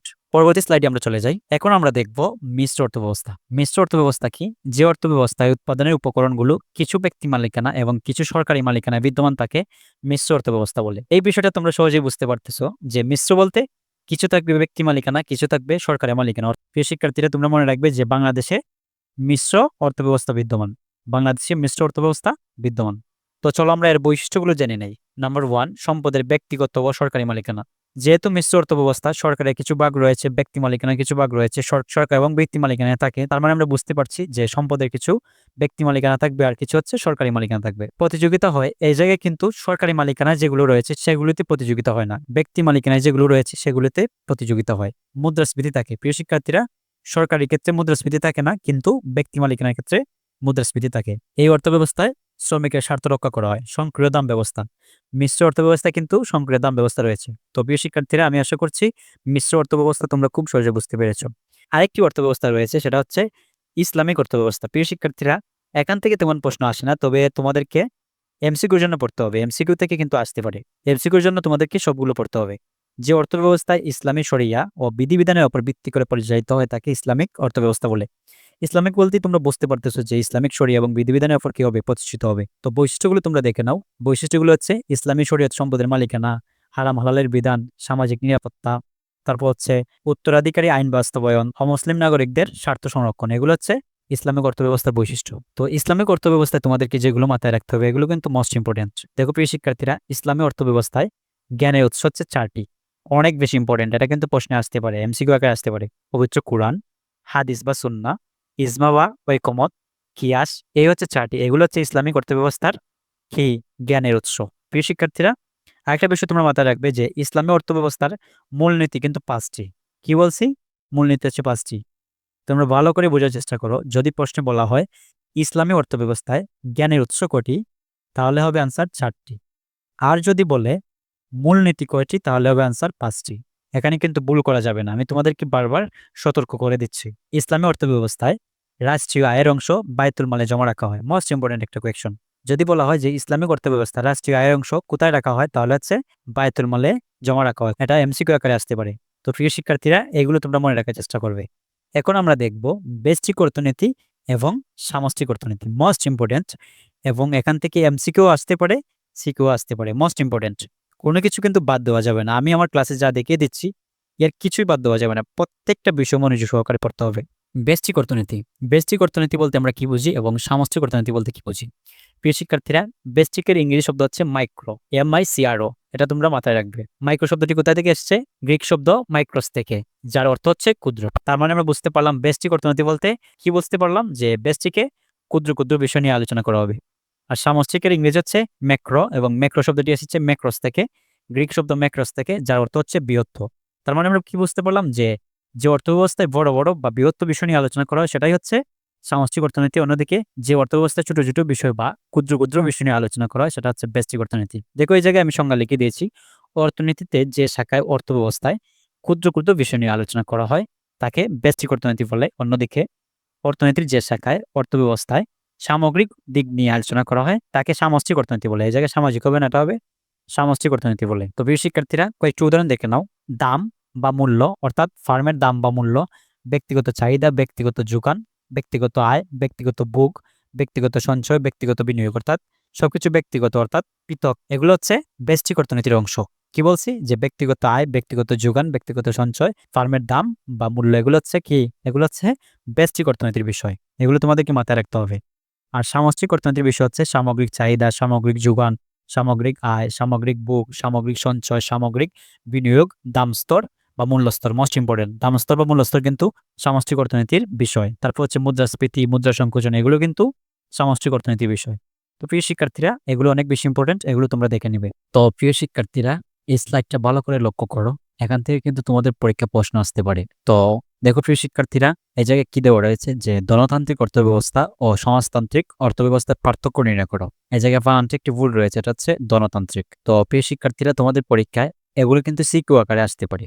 তোমাদেরকে বলতে পারে যে ধনতান্ত্রিক অর্থব্যবস্থা ও সমাজতান্ত্রিক অর্থব্যবস্থার পার্থক্য নির্ণয় করো, অথবা বলতে পারে সমাজতান্ত্রিক অর্থব্যবস্থা এবং মিশ্র অর্থব্যবস্থার পার্থক্য নির্ণয় করো। অর্থাৎ অর্থাৎ তোমাদেরকে কি করতে পারে?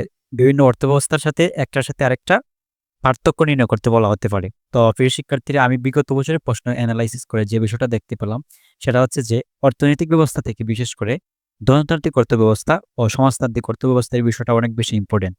এজন্য আমি তোমাদেরকে এই জায়গায় ভালো করে লিখে দিয়েছি। তো দেখো প্রিয় শিক্ষার্থীরা, যখন বলবে যে ধনতান্ত্রিক অর্থব্যবস্থা ও সমাজতান্ত্রিক অর্থব্যবস্থা পার্থক্য নির্ণয় করো, তাহলে তোমরা যে বিষয়টা করবে, প্রথমে তোমরা লিখবে ধনতান্ত্রিক অর্থব্যবস্থা, এই জায়গায় তোমরা লিখবে সমাজতান্ত্রিক অর্থব্যবস্থা। প্রথমে তোমরা ধনতান্ত্রিক অর্থব্যবস্থা একটা সংজ্ঞা দিবে, সমাজতান্ত্রিক অর্থব্যবস্থা একটা সংজ্ঞা দিবে। তো ধনতান্ত্রিক অর্থব্যবস্থার সংজ্ঞা কি? ধনতান্ত্রিক অর্থব্যবস্থার সংজ্ঞা হচ্ছে যে অর্থব্যবস্থায় উৎপাদনের উপকরণ সম্পূর্ণ ব্যক্তি মালিকানা থাকে তাকে ধনতান্ত্রিক অর্থব্যবস্থা বলে। অন্যদিকে আমরা সমাজতান্ত্রিক অর্থব্যবস্থা দেখেছিলাম যে যে অর্থব্যবস্থায় সব উপকরণ সরকারি মালিকানায় থাকে তাকে সমাজতান্ত্রিক অর্থব্যবস্থা বলে। তো প্রিয় শিক্ষার্থীরা, প্রথমে তোমরা সংজ্ঞা দিবে, তারপর তোমরা লিখবে ভোগ। তো ভোগের ক্ষেত্রে যে বিষয়টা লিখবে যে ধনতান্ত্রিক অর্থব্যবস্থায় ভোক্তা স্বাধীন, কিন্তু সমাজতান্ত্রিক অর্থব্যবস্থায় ভোক্তা স্বাধীন নয়। প্রিয় শিক্ষার্থীরা, যেহেতু ভিডিওটি লম্বা হয়ে যাবে এজন্য আমি এগুলোকে সংক্ষিপ্ত আকারে লিখে দিয়েছি। তোমরা কিন্তু সংক্ষিপ্ত আকারে লিখলে হবে না, তোমাদেরকে ডিটেলস লিখতে হবে। তোমরা লিখবে সমাজতান্ত্রিক অর্থব্যবস্থায় ভোক্তা স্বাধীন নয়। তারপর তোমরা লিখবে উপকরণের মালিকানা। উপকরণের মালিকানা দিয়ে লিখবে এটা হচ্ছে ব্যক্তি মালিকানা, অর্থাৎ ধনতান্ত্রিক অর্থব্যবস্থায় সম্পূর্ণ ব্যক্তি মালিকানা থাকে। অন্যদিকে সমাজতান্ত্রিক অর্থব্যবস্থায় সম্পূর্ণ সরকারি মালিকানা থাকে। তারপর হচ্ছে মুনাফা। মুনাফার ক্ষেত্রে লিখবে যে ব্যক্তিগত মুনাফা স্বীকৃত, কিন্তু সমাজতান্ত্রিক অর্থব্যবস্থায় ব্যক্তিগত মুনাফা থাকে না। সুষম উন্নয়ন সাধিত হয় না। মনে রাখবে প্রিয় শিক্ষার্থীরা, ধনতান্ত্রিক অর্থব্যবস্থায় কিন্তু সুষম উন্নয়ন সাধিত হয় না, কিন্তু সমাজতান্ত্রিক অর্থব্যবস্থায় তা সাধিত হয়। তারপর তোমরা লিখবে যে অবাধ প্রতিযোগিতা, এই জায়গা হবে অবাধ, অবাধ প্রতিযোগিতা বিদ্যমান, কিন্তু সমাজতান্ত্রিক অর্থব্যবস্থায় কোনো প্রতিযোগিতা নেই। সমাজতান্ত্রিক অর্থব্যবস্থাকে কিন্তু আমরা নির্দেশমূলক অর্থব্যবস্থা বলতে পারি, যা তোমাদেরকে আমি একটু আগে দেখিয়ে এসেছি। তারপর তোমরা লিখবে মুদ্রাস্ফীতি থাকে, অর্থাৎ ধনতান্ত্রিক অর্থব্যবস্থায় মুদ্রাস্ফীতি থাকে। অন্যদিকে সমাজতান্ত্রিক অর্থব্যবস্থায় কিন্তু মুদ্রাস্ফীতি থাকে না, বেকারত্ব বিদ্যমান। সমাজতান্ত্রিক অর্থব্যবস্থায় বেকারত্ব বিদ্যমান থাকে না। তারপর হচ্ছে সামাজিক নিরাপত্তা থাকে না। ধনতান্ত্রিক অর্থব্যবস্থায় কিন্তু সামাজিক নিরাপত্তা থাকে না। অন্যদিকে সমাজতান্ত্রিক অর্থব্যবস্থায় সামাজিক নিরাপত্তা থাকে। প্রিয় শিক্ষার্থীরা, দেখুন সমাজতান্ত্রিক অর্থব্যবস্থার ক্ষেত্রে আমি এই বিষয়গুলো শর্টকাটলি লিখে দিয়েছি। তোমরা যে বিষয়টা করবে, যখন তোমরা পরীক্ষা খাতায় লিখবে তখন কিন্তু তোমাদেরকে ডিটেলস লিখতে হবে। নয় থাকে না এইভাবে তোমাদের লিখলে হবে না, তোমাদেরকে ডিটেলসে লিখতে হবে। আশা করছি তোমরা এই স্লাইডটা খুব সহজে বুঝতে পেরেছো। তো চলো আমরা এখন দেখে নেই যে অর্থনৈতিক ব্যবস্থা থেকে তোমাদের পরীক্ষায় কোন ধরনের সিকিউ আসতে পারে। তো দেখো প্রিয় শিক্ষার্থীরা, এই জায়গায় একটি প্রশ্ন দেওয়া রয়েছে। বলা হয়েছে মিস্টার জনসন এক্স দেশে বেড়াতে গিয়ে দেখলেন দেশটিতে সকল অর্থনৈতিক কার্যক্রম রাষ্ট্র দ্বারা নিয়ন্ত্রিত হয়, কিন্তু তার নিজের দেশে শিক্ষা, স্বাস্থ্য, যোগাযোগ, শিল্প, বাণিজ্য সহ বিভিন্ন ক্ষেত্রে সরকারি উদ্যোগের পাশাপাশি ব্যক্তিগত উদ্যোগকে গুরুত্ব দেওয়া হয়। প্রশ্নে বলা হয়েছে মিস্টার জনসনের দেশে যে অর্থব্যবস্থা বিদ্যমান তার ৩টা বৈশিষ্ট্য লিখো। আমাদেরকে ৩টি বৈশিষ্ট্য লিখতে হবে। তো মিস্টার জনসনের দেশে কি অর্থব্যবস্থা বিদ্যমান? দেখো প্রিয় শিক্ষার্থীরা, এই জায়গায় বলছে, এই জায়গায় মিস্টার জনসনের যে নিজের দেশ রয়েছে সেই দেশে শিক্ষা, স্বাস্থ্য, যোগাযোগ, শিল্প, বাণিজ্য বিভিন্ন ক্ষেত্রে সরকারি উদ্যোগ, পাশাপাশি হচ্ছে ব্যক্তিগত উদ্যোগ রয়েছে। তার মানে সরকারি এবং ব্যক্তিগত রয়েছে। যদি সরকারি এবং ব্যক্তিগত হয়, সেই অর্থব্যবস্থাকে আমরা কি বলি বলতো? যে অর্থব্যবস্থায় কিছু সরকারি এবং কিছু ব্যক্তি মালিকানায় থাকে তাকে মিশ্র অর্থব্যবস্থা বলা হয়। তাহলে আমরা বলতে পারি জনসনের দেশে যে অর্থব্যবস্থা প্রচলিত তা হচ্ছে মিশ্র অর্থব্যবস্থা। এখন আমরা কি করব? মিশ্র অর্থব্যবস্থার ৩টা বৈশিষ্ট্য লিখব। এই ৩টি বৈশিষ্ট্য লিখে তোমরা যদি ডিটেলসে লিখে দিতে পারো তাহলে এখান থেকে তোমরা ৩-এর মধ্যে ৩ পেয়ে যাবে। তো আমি আশা করছি এই প্রশ্নটা বুঝতে পেরেছো। পরবর্তী কোয়েশ্চনটি দেখো। অধিপক্ষ উল্লেখিত মিস্টার জনসনের ও এক্স দেশের অর্থব্যবস্থা ভোক্তার সার্বভৌমত্ব ও শ্রেণী বৈষম্যের তুলনা করো। তো দেখো প্রিয় শিক্ষার্থীরা, অধিপক্ষ উল্লেখিত মিস্টার জনসনের, তো মিস্টার যে জনসন তার দেশে কি ব্যবস্থা বিদ্যমান? মিশ্র অর্থব্যবস্থা বিদ্যমান। অন্যদিকে এক্স দেশে কোন অর্থব্যবস্থা বিদ্যমান? দেখো প্রিয় শিক্ষার্থীরা, বলা হয়েছিল যে এক্স দেশে বেড়াতে গিয়ে দেখলেন দেশটিতে সকল অর্থনৈতিক কার্যক্রম রাষ্ট্র দ্বারা নিয়ন্ত্রিত হয়। তার মানে এটা হচ্ছে সরকারি অর্থব্যবস্থা। সরকারি অর্থব্যবস্থাকে আমরা কি বলতে পারি? সরকারি অর্থব্যবস্থাকে আমরা নির্দেশমূলক বা সমাজতান্ত্রিক অর্থব্যবস্থা বলতে পারি। তাহলে আমরা বলবো যে অধিপক্ষে মিস্টার জনসনের দেশে মিশ্র অর্থব্যবস্থা ও এক্স দেশে সমাজতান্ত্রিক অর্থব্যবস্থা বিদ্যমান। নিচে মিশ্র অর্থব্যবস্থা ও সমাজতান্ত্রিক অর্থব্যবস্থার ভোক্তার সার্বভৌমত্ব শ্রেণী বৈষম্য তুলনা করা হলো। তুলনা বলতে আমরা কি বুঝি প্রিয় শিক্ষার্থীরা? তুলনা বলতে বোঝানো হচ্ছে পার্থক্য নির্ণয় করা। তো এখন আমরা কি করব? এখন মিশ্র অর্থব্যবস্থা এবং সমাজতান্ত্রিক অর্থব্যবস্থার মধ্যে পার্থক্য লিখে দিব। কয়েকটি পার্থক্য লিখে দিয়ে এগুলো যদি ডিটেলসে আলোচনা করতে পারি তাহলে ইনশাল্লাহ আমরা এখান থেকে 4-এর মধ্যে 4 পাবো। তো প্রিয় শিক্ষার্থীরা, আমি আশা করছি এই প্রশ্নটা তোমরা খুব সহজে বুঝতে পেরেছো। তো এখন আমরা এই চ্যাপ্টারে গুরুত্বপূর্ণ এমসিকিউ গুলো সলভ করার চেষ্টা করব। আমি আশা করছি এখন যে এমসিকিউ গুলো দেখবো এখান থেকে তোমরা সর্বোচ্চ কমন পেয়ে যাবে। 3 থেকে 4টি কিংবা 5টি প্রশ্ন কমন পেতে পারো। আর হ্যাঁ প্রিয় শিক্ষার্থীরা, তোমাদেরকে বলে রাখি, আমি যে তোমাদেরকে এই সিকিউ গুলো দেখিয়ে দিলাম, এই সিকিউ গুলো থেকে তোমাদের পরীক্ষায় একটা সিকিউ কমন পাবেই পাবে। তাই আমি তোমাদেরকে বলবো এই সিকিউ গুলো ভালোভাবে অনুসরণ করার চেষ্টা করো। তো চলো আমরা এমসিকিউ গুলো সলভ করার চেষ্টা করি। আমাদের প্রথমে যে এমসিকিউটা রয়েছে সেটা হচ্ছে শ্রেণী শোষণ অনুপস্থিত কোন অর্থব্যবস্থার অন্যতম বৈশিষ্ট্য। বলা হয়েছে যে শ্রেণী শোষণ অনুপস্থিত, অর্থাৎ শ্রেণী শোষণ থাকবে না, এটা কোন অর্থব্যবস্থার অন্যতম বৈশিষ্ট্য? ধনতান্ত্রিক, মিশ্র, সমাজতান্ত্রিক নাকি ইসলামী অর্থব্যবস্থা? এটা আনসার হচ্ছে সমাজতান্ত্রিক। আমরা সেই ভিডিওতে দেখিয়েছি যে সমাজতান্ত্রিক অর্থব্যবস্থাকে আবার নির্দেশমূলক অর্থব্যবস্থা বলা হয়। এই বিষয়টা তোমরা মাথায় রেখো।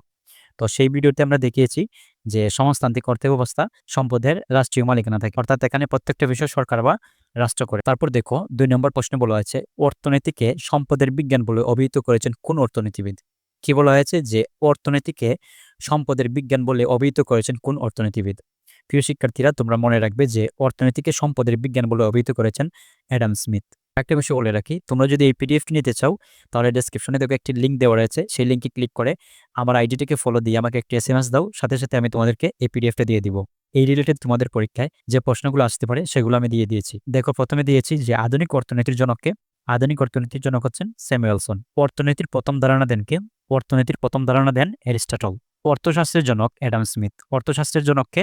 অর্থশাস্ত্রের জনক হচ্ছে অ্যাডাম স্মিথ। অধ্যাপক মার্শাল প্রিন্স অফ ইকোনমিক্স গ্রন্থে, তারপর হচ্ছে ক্যানান, ইগু প্রমুখ অর্থনীতিবিদ কল্যাণের বিজ্ঞান বলে অভিহিত করেছেন। তোমাদের পরীক্ষায় যদি এরকম প্রশ্ন করে, এরকম এমসিকিউ আসে যে কল্যাণের বিজ্ঞান বলে কে অভিহিত করেছেন, সেখানে যদি অধ্যাপক মার্শাল দেওয়া থাকে তাহলে তোমরা অধ্যাপক মার্শাল আনসার করবে।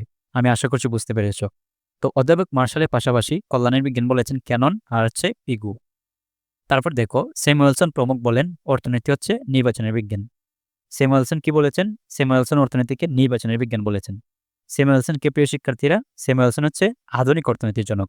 তোমরা মনে রাখবে যখন বলবে যে আধুনিক অর্থনীতির জনককে, তখন তোমরা লিখবে স্যামুয়েলসন। আর যদি বলে অর্থনীতির জনককে, তখন তোমরা লিখবে অ্যাডাম স্মিথ। তখন কি লিখবে? Adam Smith. আর যদি বলা হয় যে অর্থনীতির প্রথম ধারণা দেনকে, তখন তোমরা লিখবে অ্যারিস্টটল। আমি আশা করছি এই বিষয়গুলো তোমরা বুঝতে পেরেছো। তো প্রিয় শিক্ষার্থীরা, আরেকটি প্রশ্ন দেখো। এল রবিন সবচেয়ে গ্রহণযোগ্য সংজ্ঞা দেন। তিনি বলেন যে অর্থনীতি হচ্ছে অপ্রাচুর্যের বিজ্ঞান। যদি প্রশ্নে বলা হয় যে কে অর্থনীতিকে অপ্রাচুর্যের বিজ্ঞান বলেছেন, তখন তোমরা কি লিখবে বলো তো? তখন তোমরা লিখবে এল রবিন্স অর্থনীতিকে অপ্রাচুর্যের বিজ্ঞান বলেছেন এবং তিনি সবচেয়ে গ্রহণযোগ্য সংজ্ঞা দিয়েছেন। আশা করছি তোমরা বুঝতে পেরেছ। তো পরবর্তীতে দেখো, একটি উদ্দীপক দেওয়া রয়েছে, বলছে যে 3 ও 4 নং প্রশ্নের উত্তর দিতে। তো প্রিয় শিক্ষার্থীরা, আমরা দেখতে পাচ্ছি যে এটা হচ্ছে উৎপাদন সম্ভাবনা রেখার একটি চিত্র দেওয়া রয়েছে। উৎপাদন সম্ভাবনা রেখার ইংরেজি হচ্ছে পিপিসি, অর্থাৎ প্রোডাকশন পসিবিলিটি কার্ভ। প্রিয় শিক্ষার্থীরা, প্রশ্নে বলছে যে ধানের উৎপাদন শূন্য হলে পাটের উৎপাদন কত? কি বলা হয়েছে? যে ধানের উৎপাদন যখন শূন্য হবে, পাটের উৎপাদন তখন কত হবে? তো এই হচ্ছে শূন্য, ধানের উৎপাদন। তো ধানের উৎপাদন যখন শূন্য, পাটের উৎপাদন তখন বি। তাহলে আমরা কি লিখবো? ও বি। ও বি আমরা একসাথে লিখবো ও বি। এটার আনসার হচ্ছে ও বি।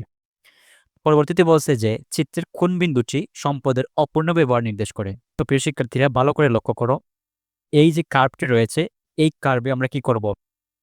এই কার্ভে যখন আমরা উৎপাদন করব, তখন সম্পদের দক্ষ ব্যবহার হবে। যদি আমরা বাইরে উৎপাদন করি, তখন কিন্তু অদক্ষ ব্যবহার বা ও অর্জনযোগ্য অঞ্চল হবে। কি বলছি? ও অর্জনযোগ্য অঞ্চল সৃষ্টি হবে, অর্থাৎ অসম্ভব উৎপাদন বিন্দু। আর উৎপাদন সম্ভাবনা রেখার যে ভিতরের বিন্দু, এই যে সি বিন্দু, এটা কি বলতো? এটা হচ্ছে অপূর্ণ ব্যবহার। এই সি বিন্দুতে যখন আমরা উৎপাদন করব, তখন হবে সম্পদের অপূর্ণ ব্যবহার, অর্থাৎ যথাযথ ব্যবহার হবে না, সম্পদের যথাযথ ব্যবহার হবে না। তাহলে কি বলছে প্রশ্নে? প্রশ্নে বলছে যে চিত্রের কোন বিন্দুতে সম্পদের অপূর্ণ ব্যবহার নির্দেশ করে? তো আমরা বুঝতে পারলাম সম্পদের অপূর্ণ ব্যবহার নির্দেশ করে সি বিন্দুতে, অর্থাৎ উৎপাদন সম্ভাবনা রেখার যে ভিতরের বিন্দু, এই হচ্ছে উৎপাদন সম্ভাবনা রেখা। এর ভিতরের বিন্দুতে আমরা উৎপাদন করতে পারবো না এখানে। যদি আমরা উৎপাদন করি, তাহলে কি হবে বলতো? সম্পদের অপূর্ণ ব্যবহার হবে, পূর্ণ ব্যবহার হবে না। তো এটার আনসার হচ্ছে সি নম্বর। আমি আশা করছি প্রিয় শিক্ষার্থীরা, তোমরা খুব ভালোভাবে বুঝতে পারছো। যদি বুঝতে না পারো, তাহলে ডেসক্রিপশনে যে লিঙ্ক দেওয়া রয়েছে, সেই লিঙ্কে ক্লিক করে আমাকে এসএমএস দিয়ে বলতে পারো যে কোন জায়গায় তোমরা বুঝোনি। তাহলে আমি তোমাদেরকে সর্বোচ্চ চেষ্টা করব আরো ভালো করে বুঝিয়ে দিতে। 5 নম্বর কোয়েকশনে বলা হয়েছে ধনতন্ত্রের অদৃশ্য শক্তিকে কি বলে? মনে রাখবে তোমরা, ধনতান্ত্রিক অদৃশ্য শক্তিকে বলা হয় দাম ব্যবস্থা। এটা আনসার হচ্ছে দাম ব্যবস্থা। পরবর্তী কোয়েকশনটি দেখো। পরবর্তী প্রশ্নে বলা হয়েছে নিচের চিত্রটি লক্ষ্য করো, 6 এবং 7 নং প্রশ্নের উত্তর দাও। তো দেখো প্রিয় শিক্ষার্থীরা, এই জায়গায় একটি চিত্র দেওয়া রয়েছে। আমাদেরকে বলছে যে 6 নং এবং 7 নং প্রশ্নের আনসার দিতে। তো দেখো তো প্রিয় শিক্ষার্থীরা, এটা কিসের চিত্র? এটা হচ্ছে উৎপাদন সম্ভাবনা রেখার চিত্র। উৎপাদন সম্ভাবনা মানে কি? Production possibility curve. প্রশ্নে বলছে চিত্রে প্রদর্শিত এম এন রেখাটির নাম কি? প্রিয় শিক্ষার্থীরা, এই যে এম, এই যে এন, অর্থাৎ এই যে কার্ভ রেখা, এই রেখার নাম আমাদেরকে বলতে বলেছে। তো এই রেখার নাম কি বলতো? আমি তোমাদেরকে একটু আগে বুঝিয়েছি। এই যে আমি তোমাদেরকে বলছিলাম, এম এবং এন দ্বারা এই রেখাকে, কার্ভ রেখাকে নির্দেশ করছে, অর্থাৎ উৎপাদন সম্ভাবনাকে বোঝাচ্ছে। তাহলে আমরা বলবো যে চিত্র প্রদর্শিত এম এন রেখাটি হচ্ছে উৎপাদন সম্ভাবনা রেখা। আশা করছি তোমরা বুঝতে পেরেছো। তো পরবর্তীতে কি বলছে দেখো, চিত্রের মাধ্যমে ব্যাখ্যা করা হবে। বলছে যে চিত্রের মাধ্যমে ব্যাখ্যা করা হবে মোট ব্যয় দুটি দ্রব্যের সংমিশ্রণ কতটুকু উৎপাদন করা হবে। প্রিয় শিক্ষার্থীরা, আমরা সেই ভিডিওটি দেখেছিলাম, বেসিক ক্লাসে আমরা দেখিয়েছিলাম যে চিত্রের মাধ্যমে, অর্থাৎ উৎপাদন সম্ভাবনা রেখার মাধ্যমে আমরা কিন্তু মোট ব্যয় নির্ণয় করি না, আমরা দেখি দুটি দ্রব্যের সংমিশ্রণ। যেমন এই জায়গায় এক্স দ্রব্য, এই জায়গায় ওয়াই দ্রব্য, অর্থাৎ দুটি দ্রব্যের সংমিশ্রণকে কি করছে? নির্দেশ করছে উৎপাদন সম্ভাবনা রেখা। কতটুকু উৎপাদন করা হবে? হ্যাঁ প্রিয় শিক্ষার্থীরা, এটাই হবে আনসার। কেন? কারণ উৎপাদন সম্ভাবনা রেখার মাধ্যমে আমরা জানতে পারি যে কি উৎপাদন করা হবে, কতটুকু উৎপাদন করা হবে এবং কার জন্য উৎপাদন করা হবে। তাহলে প্রথমটা হবে না, আনসার হবে 2 ও 3। আশা করছি তোমরা বুঝতে পেরেছো। তাহলে আমরা আনসার কি দিব? 2 ও 3। পরবর্তী কোয়েকশনটি দেখো। কোয়েকশন নাম্বার 8, অর্থনৈতিক সমস্যা সমাধানের কর্মপর্যায় কোনটি? অর্থনৈতিক সমস্যা সমাধানের কর্মপর্যায় হচ্ছে উৎপাদন। প্রিয় শিক্ষার্থীরা, তোমরা মনে রাখবে, দেখো এই জায়গায় আমি দেখিয়ে দিয়েছি, অর্থনৈতিক সমস্যা সমাধানের 4টি কর্মপর্যায় রয়েছে। কয়টি কর্মপর্যায় রয়েছে? 4টি কর্মপর্যায় রয়েছে। কি কি বলতো? নাম্বার 1 উৎপাদন, নাম্বার 2 বিনিময়, নাম্বার 3 বন্টন, নাম্বার 4 হচ্ছে ভোগ, অর্থাৎ উৎপাদন, বিনিময়, বন্টন ও ভোগ। আশা করছি তোমরা বুঝতে পেরেছো। এই জায়গায় একটা বিষয় মাথায় রেখেও যে অর্থনৈতিক সমস্যা সমাধানে মানুষের যেসব প্রচেষ্টা চালায় তাই হচ্ছে অর্থনৈতিক কর্মপর্যায়। কি বলছি? যে অর্থনৈতিক সমস্যা সমাধানে মানুষ যেসব কর্মপ্রচেষ্টা চালায় তাই হচ্ছে অর্থনৈতিক কর্মপর্যায়। আরেকটা বিষয় তোমরা মনে রাখবে যে আয়ের একটি অংশ ব্যয় না করে জমা রাখাকে সঞ্চয় বলে। যদি প্রশ্নে আসে যে আয়ের একটি অংশ ব্যয় না করে জমা রাখাকে কি বলে, তখন তোমরা লিখবে সঞ্চয় বলে। আশা করছি তোমরা বুঝতে পেরেছো। পরবর্তী এমসিকিউটি দেখো। এমসিকিউ নাম্বার 9, 4 ধরনের অর্থনৈতিক ব্যবস্থায় নিচের কোন বিষয়ের সাদৃশ্য দেখা যায়? বলছে যে 4 ধরনের অর্থ ব্যবস্থায় নিচের কোন বিষয়টার সাথে মিল দেখা যায়? এটা কি সম্পদের মালিকানা, এটা কি শ্রমিকের অবস্থান, সম্পদের কাম্য ব্যবহার, নাকি দাম প্রক্রিয়া? কোনটা হবে প্রিয় শিক্ষার্থীরা? এটার আনসার হচ্ছে সম্পদের কাম্য ব্যবহার। 4টি যে অর্থনৈতিক ব্যবস্থা, গণতান্ত্রিক অর্থ ব্যবস্থা, মিশ্র অর্থ ব্যবস্থা, সমাজতান্ত্রিক অর্থ ব্যবস্থা, আর হচ্ছে ইসলামী অর্থ ব্যবস্থা। এই যে 4টি অর্থ ব্যবস্থা, এই 4টি অর্থ ব্যবস্থার মূল লক্ষ্য কিন্তু সম্পদের কাম্য ব্যবহার। পরবর্তী কোয়েকশনটি দেখো। এমসিকিউ নাম্বার 10, অভাবের তুলনায় সম্পদের সীমাবদ্ধতাকে কি বলে? আমি তোমাদেরকে সেই ভিডিওতে ভালো করে বুঝিয়েছিলাম যে অভাবের তুলনায় সম্পদের স্বল্পতাকে আমরা দুষ্প্রাপ্যতা বলি। অর্থাৎ অভাবের তুলনায় যখন সম্পদের সীমাবদ্ধতা হবে বা কম হবে সম্পদ, তখন আমরা সেটাকে দুষ্প্রাপ্যতা বলবো। এমসিকিউ নাম্বার 11, অর্থনৈতিক ঘটনাকে ক্ষুদ্র ক্ষুদ্র এককে বিশ্লেষণ করাকে কি বলে? যখন আমরা অর্থনৈতিক কোনো ঘটনাকে ক্ষুদ্র ক্ষুদ্র এককে বিশ্লেষণ করব বা ভাগ করব, তখন এটিকে বলবো ব্যষ্টিক অর্থনীতি। কি বলবো? ব্যষ্টিক অর্থনীতি। মনে রাখবে তোমরা, যখন অর্থনৈতিক কোনো ঘটনাকে ক্ষুদ্র ক্ষুদ্র এককে বিভক্ত করা হয় সেটি হচ্ছে ব্যষ্টিক অর্থনীতি। আর যখন বৃহৎ বৃহৎ এককে বিভক্ত করা হয় তখন সেটা হচ্ছে সামষ্টিক অর্থনীতি। তো প্রিয় শিক্ষার্থীরা, তোমরা যাতে ভালো করে বুঝতে পারো, এজন্য আমি তোমাদেরকে ডিটেলসে ব্যষ্টিক এবং সামষ্টিক অর্থনীতির বিষয়টা বুঝিয়ে দিচ্ছি। ব্যষ্টিক অর্থনীতি, ব্যষ্টিক অর্থনীতির ইংরেজি শব্দ হচ্ছে মাইক্রো, MICRO, মাইক্রো। এই ইংরেজিটা তোমরা মনে রাখবে। এই মাইক্রো শব্দটি কিন্তু গ্রিক শব্দ থেকে এসেছে। কোন শব্দ থেকে এসেছে? গ্রিক শব্দ। গ্রিক শব্দ মাইক্রোস থেকে এসেছে। আবার বোঝার চেষ্টা করো যে মাইক্রো অর্থ হচ্ছে ব্যষ্টিক এবং এই মাইক্রো শব্দটি গ্রিক শব্দ মাইক্রোস থেকে এসেছে, যার অর্থ হচ্ছে ক্ষুদ্র। যদি প্রশ্নে বলা হয় যে মাইক্রোস অর্থ কি, তখন তোমরা লিখবে ক্ষুদ্র। এটার সংজ্ঞা এইভাবে লিখবে যে অর্থনীতির যে শাখায় বা অর্থব্যবস্থায় ক্ষুদ্র ক্ষুদ্র বিষয় নিয়ে আলোচনা করা হয় তাকে আমরা কি বলবো? তাকে আমরা ব্যষ্টিক অর্থনীতি বা মাইক্রো ইকোনমিক্স বলবো। তো প্রিয় শিক্ষার্থীরা, ব্যষ্টিক অর্থনীতির উদাহরণ দেখে নাও। দাম, মূল্য, ব্যক্তিগত চাহিদা, ব্যক্তিগত যোগান, আয়, ভোগ, সঞ্চয়, বিনিয়োগ ইত্যাদি হচ্ছে ব্যষ্টিক অর্থনীতির অংশ। যখন আমরা পৃথক পৃথকভাবে আলোচনা করব তখন কিন্তু সেটা হবে ব্যষ্টিক অর্থনীতির অংশ। কোয়েকশন নাম্বার 12, সামষ্টিক শব্দের ইংরেজি প্রতিশব্দ ম্যাক্রো এসেছে কোন শব্দ থেকে? সামষ্টিক শব্দের ইংরেজি প্রতিশব্দ ম্যাক্রো শব্দটি এসেছে কোন শব্দ থেকে প্রিয় শিক্ষার্থীরা? এটা আনসার হচ্ছে ম্যাক্রোস শব্দ থেকে। ভালো করে বোঝার চেষ্টা করো, এটা হচ্ছে ম্যাক্রোস শব্দ থেকে। এগুলো কিন্তু অনেক বেশি ইম্পর্টেন্ট, ভালো করে মনে রাখার চেষ্টা করিও। তো চলো আমরা এখন সামষ্টিক অর্থনীতি বিষয়টা ভালো করে বোঝার চেষ্টা করি। সামষ্টিকের ইংরেজি কি? সামষ্টিকের ইংরেজি হচ্ছে ম্যাক্রো, আর ব্যষ্টিকের ইংরেজি হচ্ছে মাইক্রো। ম্যাক্রো শব্দটি এসেছে গ্রিক শব্দ ম্যাক্রোস থেকে, যার অর্থ হচ্ছে বৃহৎ। প্রিয় শিক্ষার্থীরা, তোমরা মনে রাখবে মাইক্রো শব্দের অর্থ ব্যষ্টিক এবং ম্যাক্রো শব্দের অর্থ সামষ্টিক।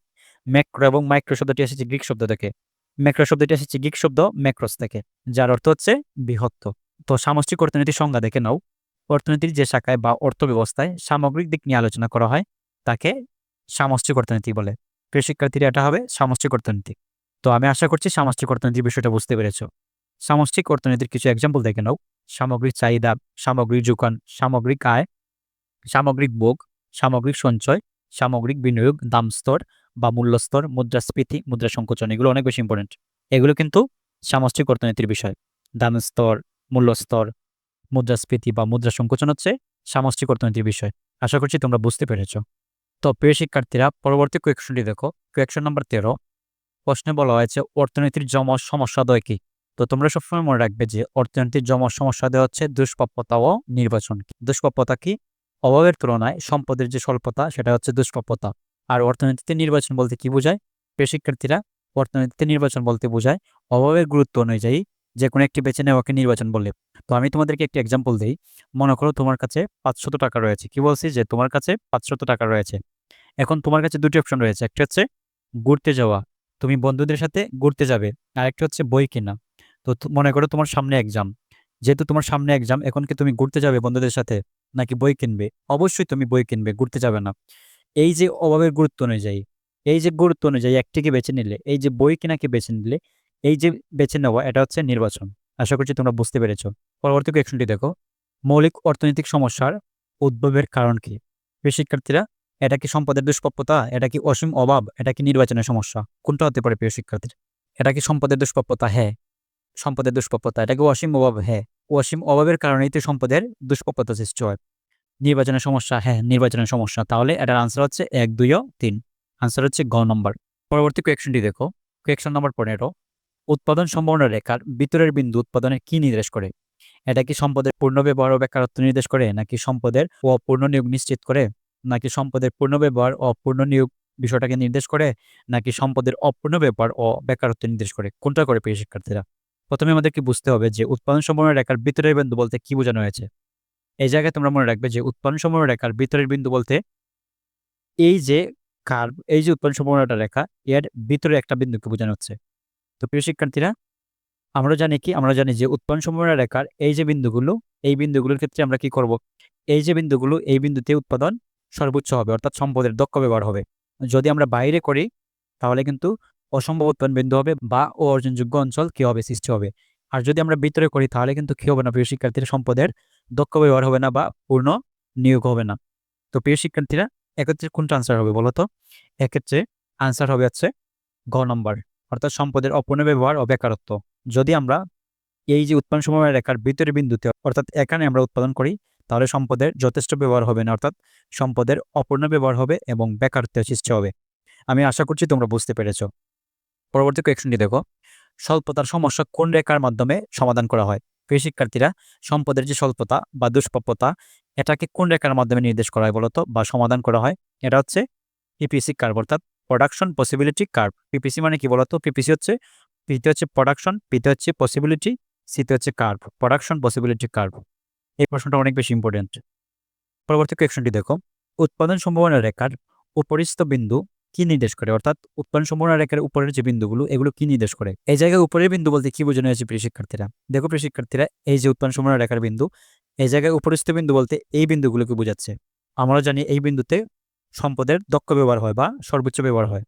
তাহলে এটার আনসার কি হবে? তাহলে এটার আনসার হচ্ছে পূর্ণ নিয়োগ, অর্থাৎ সম্পদের দক্ষ ব্যবহার হবে এবং পূর্ণ নিয়োগ হবে। পরবর্তী কোয়েকশনটি দেখো, কোয়েকশন নম্বর 18 বলছে যে কিভাবে উৎপাদন করা হবে, বিষয়টি কোন রেখার মাধ্যমে প্রকাশ করা হয়? আমি তোমাদেরকে একটু আগে বলছি যে কি উৎপাদন করতে হবে, কিভাবে উৎপাদন করতে হবে, কার জন্য উৎপাদন করতে হবে, এই বিষয়গুলো কিন্তু উৎপাদন সম্ভাবনা রেখার মাধ্যমে প্রকাশ করা হয়। তাহলে এটার আনসার হচ্ছে উৎপাদন সম্ভাবনা রেখা। কোয়েকশন নম্বর 19, উৎপাদন সম্ভাবনা রেখা ডালের বিভিন্ন মানের উপর ভিত্তি করে সুযোগ ব্যয়কে কয় ভাগে ভাগ করা যায়? কি বলছে যে উৎপাদন সম্ভাবনা রেখার ডালের বিভিন্ন মানের উপর ভিত্তি করে সুযোগ ব্যয়কে কয় ভাগে ভাগ করা যায়? প্রিয় শিক্ষার্থীরা, এটার আনসার হচ্ছে 3 ভাগে। পরবর্তী কোয়েকশনটি দেখো, সাধারণত উৎপাদন সম্ভাবনা রেখার আকৃতি কিরূপ হয়? প্রিয় শিক্ষার্থীরা, এই প্রশ্নটা মোস্ট ইম্পর্টেন্ট, অনেক বেশি ইম্পর্টেন্ট। যে কোনো বোর্ডে এই একটি প্রশ্ন পাবেই পাবে। সাধারণত উৎপাদন সম্ভাবনা রেখার আকৃতি কেমন হয়? তো তোমরা মনে রাখবে, সাধারণত উৎপাদন সম্ভাবনা রেখার আকৃতি মূল বিন্দুর দিকে অবতল হয়। উত্তর কিন্তু হবে না, সরল রেখা হবে না, সরল রেখা হবে না, উত্তর হবে কি? উত্তর হবে অবতল। তাহলে এটার আনসার হচ্ছে মূল বিন্দুর দিকে অবতল। প্রিয় শিক্ষার্থীরা দেখো, এই যে উৎপাদন সম্ভাবনা রেখা, উৎপাদন সম্ভাবনা রেখার এই যে কার্ভটা কিন্তু অবতল। তাহলে এটার আনসার হচ্ছে অবতল। পরবর্তী কোয়েকশনটি দেখো, কোয়েকশন নাম্বার 21, উৎপাদন সম্ভাবনা রেখা অর্থনীতির কোন সমস্যার ব্যাখ্যা দেয়? এটা কি দক্ষতার সমস্যা, এটা কি বন্টনের সমস্যা, এটা কি স্বল্পতার সমস্যা, নাকি নির্বাচনের সমস্যা? প্রিয় শিক্ষার্থীরা, এটা কিন্তু দক্ষতার সমস্যা দেয় না, বন্টনের সমস্যা ব্যাখ্যা করে না, নির্বাচনের সমস্যা ব্যাখ্যা করে না। এটার আনসার হচ্ছে স্বল্পতার সমস্যা, অর্থাৎ অভাবের তুলনায় সম্পদের স্বল্পতা এই বিষয়টাকে কি করে? নির্দেশ করে বা ব্যাখ্যা করে। তাহলে আমরা বলবো এটার আনসার হচ্ছে গ নম্বর। পরবর্তী কোয়েকশনটি দেখো, রহিম মিয়া তার জমিতে ধান ও পাট একসাথে উৎপাদন করতে চান। এ ধারণাটি কোন রেখা দ্বারা প্রকাশ করা যায়? প্রিয় শিক্ষার্থীরা, যখন আমরা ধান এবং পাট কিংবা চা পাট, আমরা একটি জমিতে দুটি দ্রব্য উৎপাদন করতে চাই, তখন আমরা কিন্তু এই বিষয়টা উৎপাদন সম্ভাবনা রেখার মাধ্যমে কি করতে পারি? প্রকাশ করতে পারি। তাহলে এটার আনসার হচ্ছে উৎপাদন সম্ভাবনা রেখা। সম উৎপাদন হবে না, নিরপেক্ষ রেখা হবে না, সুযোগ ব্যয় হবে না। এটার আনসার হচ্ছে উৎপাদন সম্ভাবনা রেখা। আমি আশা করছি বুঝতে পেরেছো। পরবর্তী কোয়েকশন দেখো, কোয়েকশন নম্বর 23, কি বলছে প্রশ্নে যে অর্থনৈতিক সমস্যার সম্মুখীন হতে কি কারণে? অর্থনৈতিক সমস্যার সম্মুখীন হতে হয় কোন কারণে বা কি কারণে? অর্থনৈতিক সমস্যার সম্মুখীন হতে হয় সম্পদের দুষ্প্রাপ্যতার কারণে, অর্থাৎ সম্পদ যে স্বল্পতা বা সম্পদ যে কম, এই কারণে আমাদেরকে কি করতে হয়? অর্থনৈতিক সমস্যার সম্মুখীন হতে হয়। যদি সম্পদ আমাদের প্রকৃতিতে বা আমাদের পৃথিবীতে বেশি হতো তাহলে কিন্তু অর্থনৈতিক সমস্যার সৃষ্টি হতো না বা অর্থনৈতিক সমস্যার সম্মুখীন হতে হতো না। কোয়েকশন নাম্বার 24, সম্পদের দক্ষ ব্যবহারের জন্য অভাবের অগ্রাধিকার বাছাইয়ের প্রক্রিয়াটিকে কি বলে? এটা আনসার হচ্ছে নির্বাচন বলে।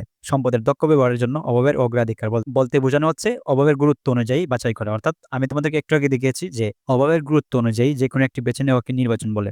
এই জায়গায় অগ্রাধিকার বলতে অভাবের গুরুত্বকে নির্দেশ করতেছে, তার মানে এটা হচ্ছে নির্বাচন। পরবর্তী কোয়েকশনটি দেখো, কোয়েকশন নাম্বার 25, মানব জীবনে প্রয়োজনের তুলনায় সম্পদের স্বল্পতাকে কি বলে? মানব জীবনে প্রয়োজনের তুলনায় সম্পদের স্বল্পতাকে আমরা বলবো সম্পদের দুষ্প্রাপ্যতা, যা আমরা একটু আগে দেখে এসেছি। পরবর্তী কোয়েকশন 26, মৌলিক অর্থনৈতিক সমস্যার প্রকৃতি বিশ্লেষণে কে প্রথম অবদান রাখেন? প্রিয় শিক্ষার্থীরা, এই প্রশ্নটা অনেক বেশি ইম্পর্টেন্ট। এটার আনসার হচ্ছে স্যামুয়েলসন। মনে রাখবে তোমরা, স্যামুয়েলসন কিন্তু আধুনিক অর্থনীতির জনক। কি বলছি? আধুনিক অর্থনীতির জনক। আধুনিক অর্থনীতির জনক যদি বলা হয় তাহলে তোমরা লিখবে স্যামুয়েলসন। আর যদি বলে যে অর্থনীতির জনককে তাহলে তোমরা লিখবে অ্যাডাম স্মিথ। যদি বলা হয় অর্থনীতির ধারণাদেনকে তাহলে তোমরা লিখবে অ্যারিস্টটল। যদি বলা হয় যে অর্থনীতিকে সম্পদের বিজ্ঞানকে বলেছেন তাহলে তোমরা লিখবে অ্যাডাম স্মিথ। অ্যাডাম স্মিথ কি বলছেন? অর্থনীতিকে সম্পদের বিজ্ঞান বলেছেন। ২৭ নম্বর কোয়েকশনটি দেখো, অর্থনৈতিক সমস্যা সমাধানের প্রথম কর্মপর্যায় কোনটি? এটা আনসার হচ্ছে দ্রব্য উৎপাদন, ভোগ করা। প্রিয় শিক্ষার্থীরা, তোমরা মনে রাখবে যে কর্মপর্যায় হচ্ছে উৎপাদন, বিনিময়, ভোগ, বন্টন। তো এই জায়গায় যেহেতু ভোগ রয়েছে, উৎপাদন রয়েছে, তাহলে এই দুটো হবে আনসার। পরবর্তী কোয়েকশনটি দেখো, প্রশ্নে বলা হয়েছে শ্রেণী শোষণ অনুপস্থিত কোন অর্থব্যবস্থার অন্যতম প্রধান বৈশিষ্ট্য? তো আমরা একটু আগে দেখে এসেছি যে শ্রেণী শোষণ অনুপস্থিত সমাজতান্ত্রিক বা নির্দেশমূলক অর্থব্যবস্থার বৈশিষ্ট্য। সমাজতান্ত্রিক বা নির্দেশমূলক অর্থনৈতিক ব্যবস্থার বৈশিষ্ট্য। নির্দেশমূলক অর্থনৈতিক ব্যবস্থার বৈশিষ্ট্য। প্রিয় শিক্ষার্থীরা, সমাজতান্ত্রিক বা নির্দেশমূলক অর্থনৈতিক ব্যবস্থা ব্যক্তি মালিকানা থাকে না, থাকে হচ্ছে রাষ্ট্র মালিকানা, অর্থাৎ এই জায়গায় সরকার মালিকানা থাকে। পরবর্তী কোয়েকশনটি দেখো, জাকাতের পরিমাণ সম্পদের কত শতাংশ? এটা কি 1.5%, 2.5%? কোনটা হবে প্রিয় শিক্ষার্থীরা? এটার আনসার হচ্ছে 2.5%। পরবর্তী কোয়েকশনটি দেখো, কোয়েকশন নম্বর 32, ধনতান্ত্রিক অর্থব্যবস্থায় অদৃশ্য হাত হলো। এই জায়গায় বোঝানো হচ্ছে যে ধনতান্ত্রিক অর্থব্যবস্থায় অদৃশ্য হাত কি? ধনতান্ত্রিক অর্থব্যবস্থার অদৃশ্য হাত হচ্ছে সক্রিয় দাম ব্যবস্থা। এই কোয়েকশনটা মোস্ট ইম্পর্ট্যান্ট। পরবর্তী কোয়েকশনটি দেখো, দ্রব্য সামগ্রীর দাম বাজার প্রক্রিয়ার মাধ্যমে সক্রিয়ভাবে নির্ধারণ করা হয় কোন অর্থব্যবস্থায়? কি বলছে? যে দ্রব্য সামগ্রীর দাম বাজার প্রক্রিয়ার মাধ্যমে সক্রিয়ভাবে নির্ধারণ করা হয় বা নির্ধারিত করা হয় কোন অর্থব্যবস্থায়? প্রিয় শিক্ষার্থীরা, এটা আনসার হচ্ছে ধনতান্ত্রিক অর্থব্যবস্থায়। প্রশ্নটা মোস্ট ইম্পর্টেন্ট। জাকাত কোন অর্থব্যবস্থার অন্যতম বৈশিষ্ট্য? এটা কি পুঁজিবাদী, নির্দেশমূলক, মিশ্র নাকি ইসলামিক? প্রিয় শিক্ষার্থীরা, প্রশ্নটা একদম ইজি, এটা হচ্ছে ইসলামিক। তাহলে এটার আনসার হচ্ছে ইসলামিক। এটা হবে না, এটা হবে না, এটা হবে না, এটার আনসার হচ্ছে ইসলামিক। পরবর্তী কোয়েকশনটি দেখো, কোন অর্থব্যবস্থায় বেকারত্ব অনুপস্থিত থাকে? মিশ্র অর্থব্যবস্থা কি বেকারত্ব অনুপস্থিত থাকে, নাকি ইসলামী, নাকি সমাজতান্ত্রিক, নাকি ধনতান্ত্রিক অর্থব্যবস্থা? এটা আনসার হচ্ছে সমাজতান্ত্রিক অর্থব্যবস্থা। সমাজতান্ত্রিক বা নির্দেশমূলক অর্থব্যবস্থায় বেকারত্বের পরিমাণ বা বেকারত্ব অনুপস্থিত থাকে। আমি আশা করছি বিষয়গুলো তোমরা খুব সহজে বুঝতে পেরেছো। পরবর্তী কোয়েকশনটি দেখো, কোয়েকশন নাম্বার 36, নিচের কোনটি নির্দেশমূলক অর্থব্যবস্থার প্রধান বৈশিষ্ট্য? প্রিয় শিক্ষার্থীরা, নির্দেশমূলক বলতে কি বোঝায়? নির্দেশমূলক বলতে সমাজতান্ত্রিক অর্থব্যবস্থাকে বোঝায়, যেখানে সরকার বা রাষ্ট্রের মালিকানা থাকে। তো বলছে প্রশ্নে যে নিচের কোনটি নির্দেশমূলক বা সমাজতান্ত্রিক অর্থব্যবস্থার প্রধান বৈশিষ্ট্য?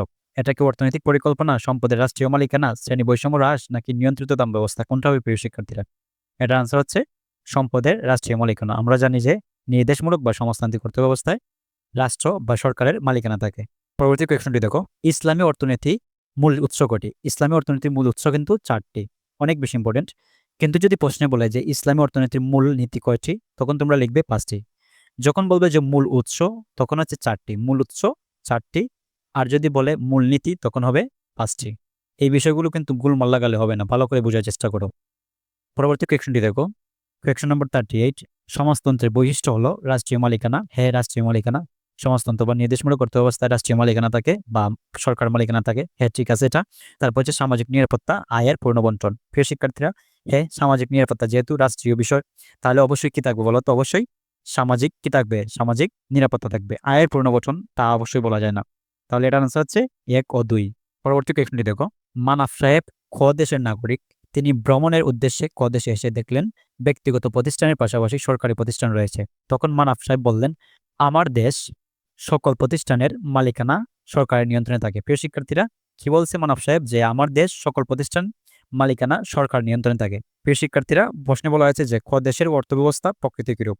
ক দেশের নাগরিক মানাফ সাহেব, তার মানে ক দেশ হচ্ছে মানাফ সাহেবের, এবং তিনি বলেন তার দেশে হচ্ছে প্রতিষ্ঠানের মালিকানা সরকার নিয়ন্ত্রণ থাকে। যেহেতু সরকারের নিয়ন্ত্রণ থাকে, তার মানে আমরা বুঝতে পারলাম এটা হচ্ছে সমাজতান্ত্রিক বা নির্দেশমূলক অর্থব্যবস্থা। তাহলে আমরা লিখব সমাজতান্ত্রিক বা নির্দেশমূলক অর্থব্যবস্থা।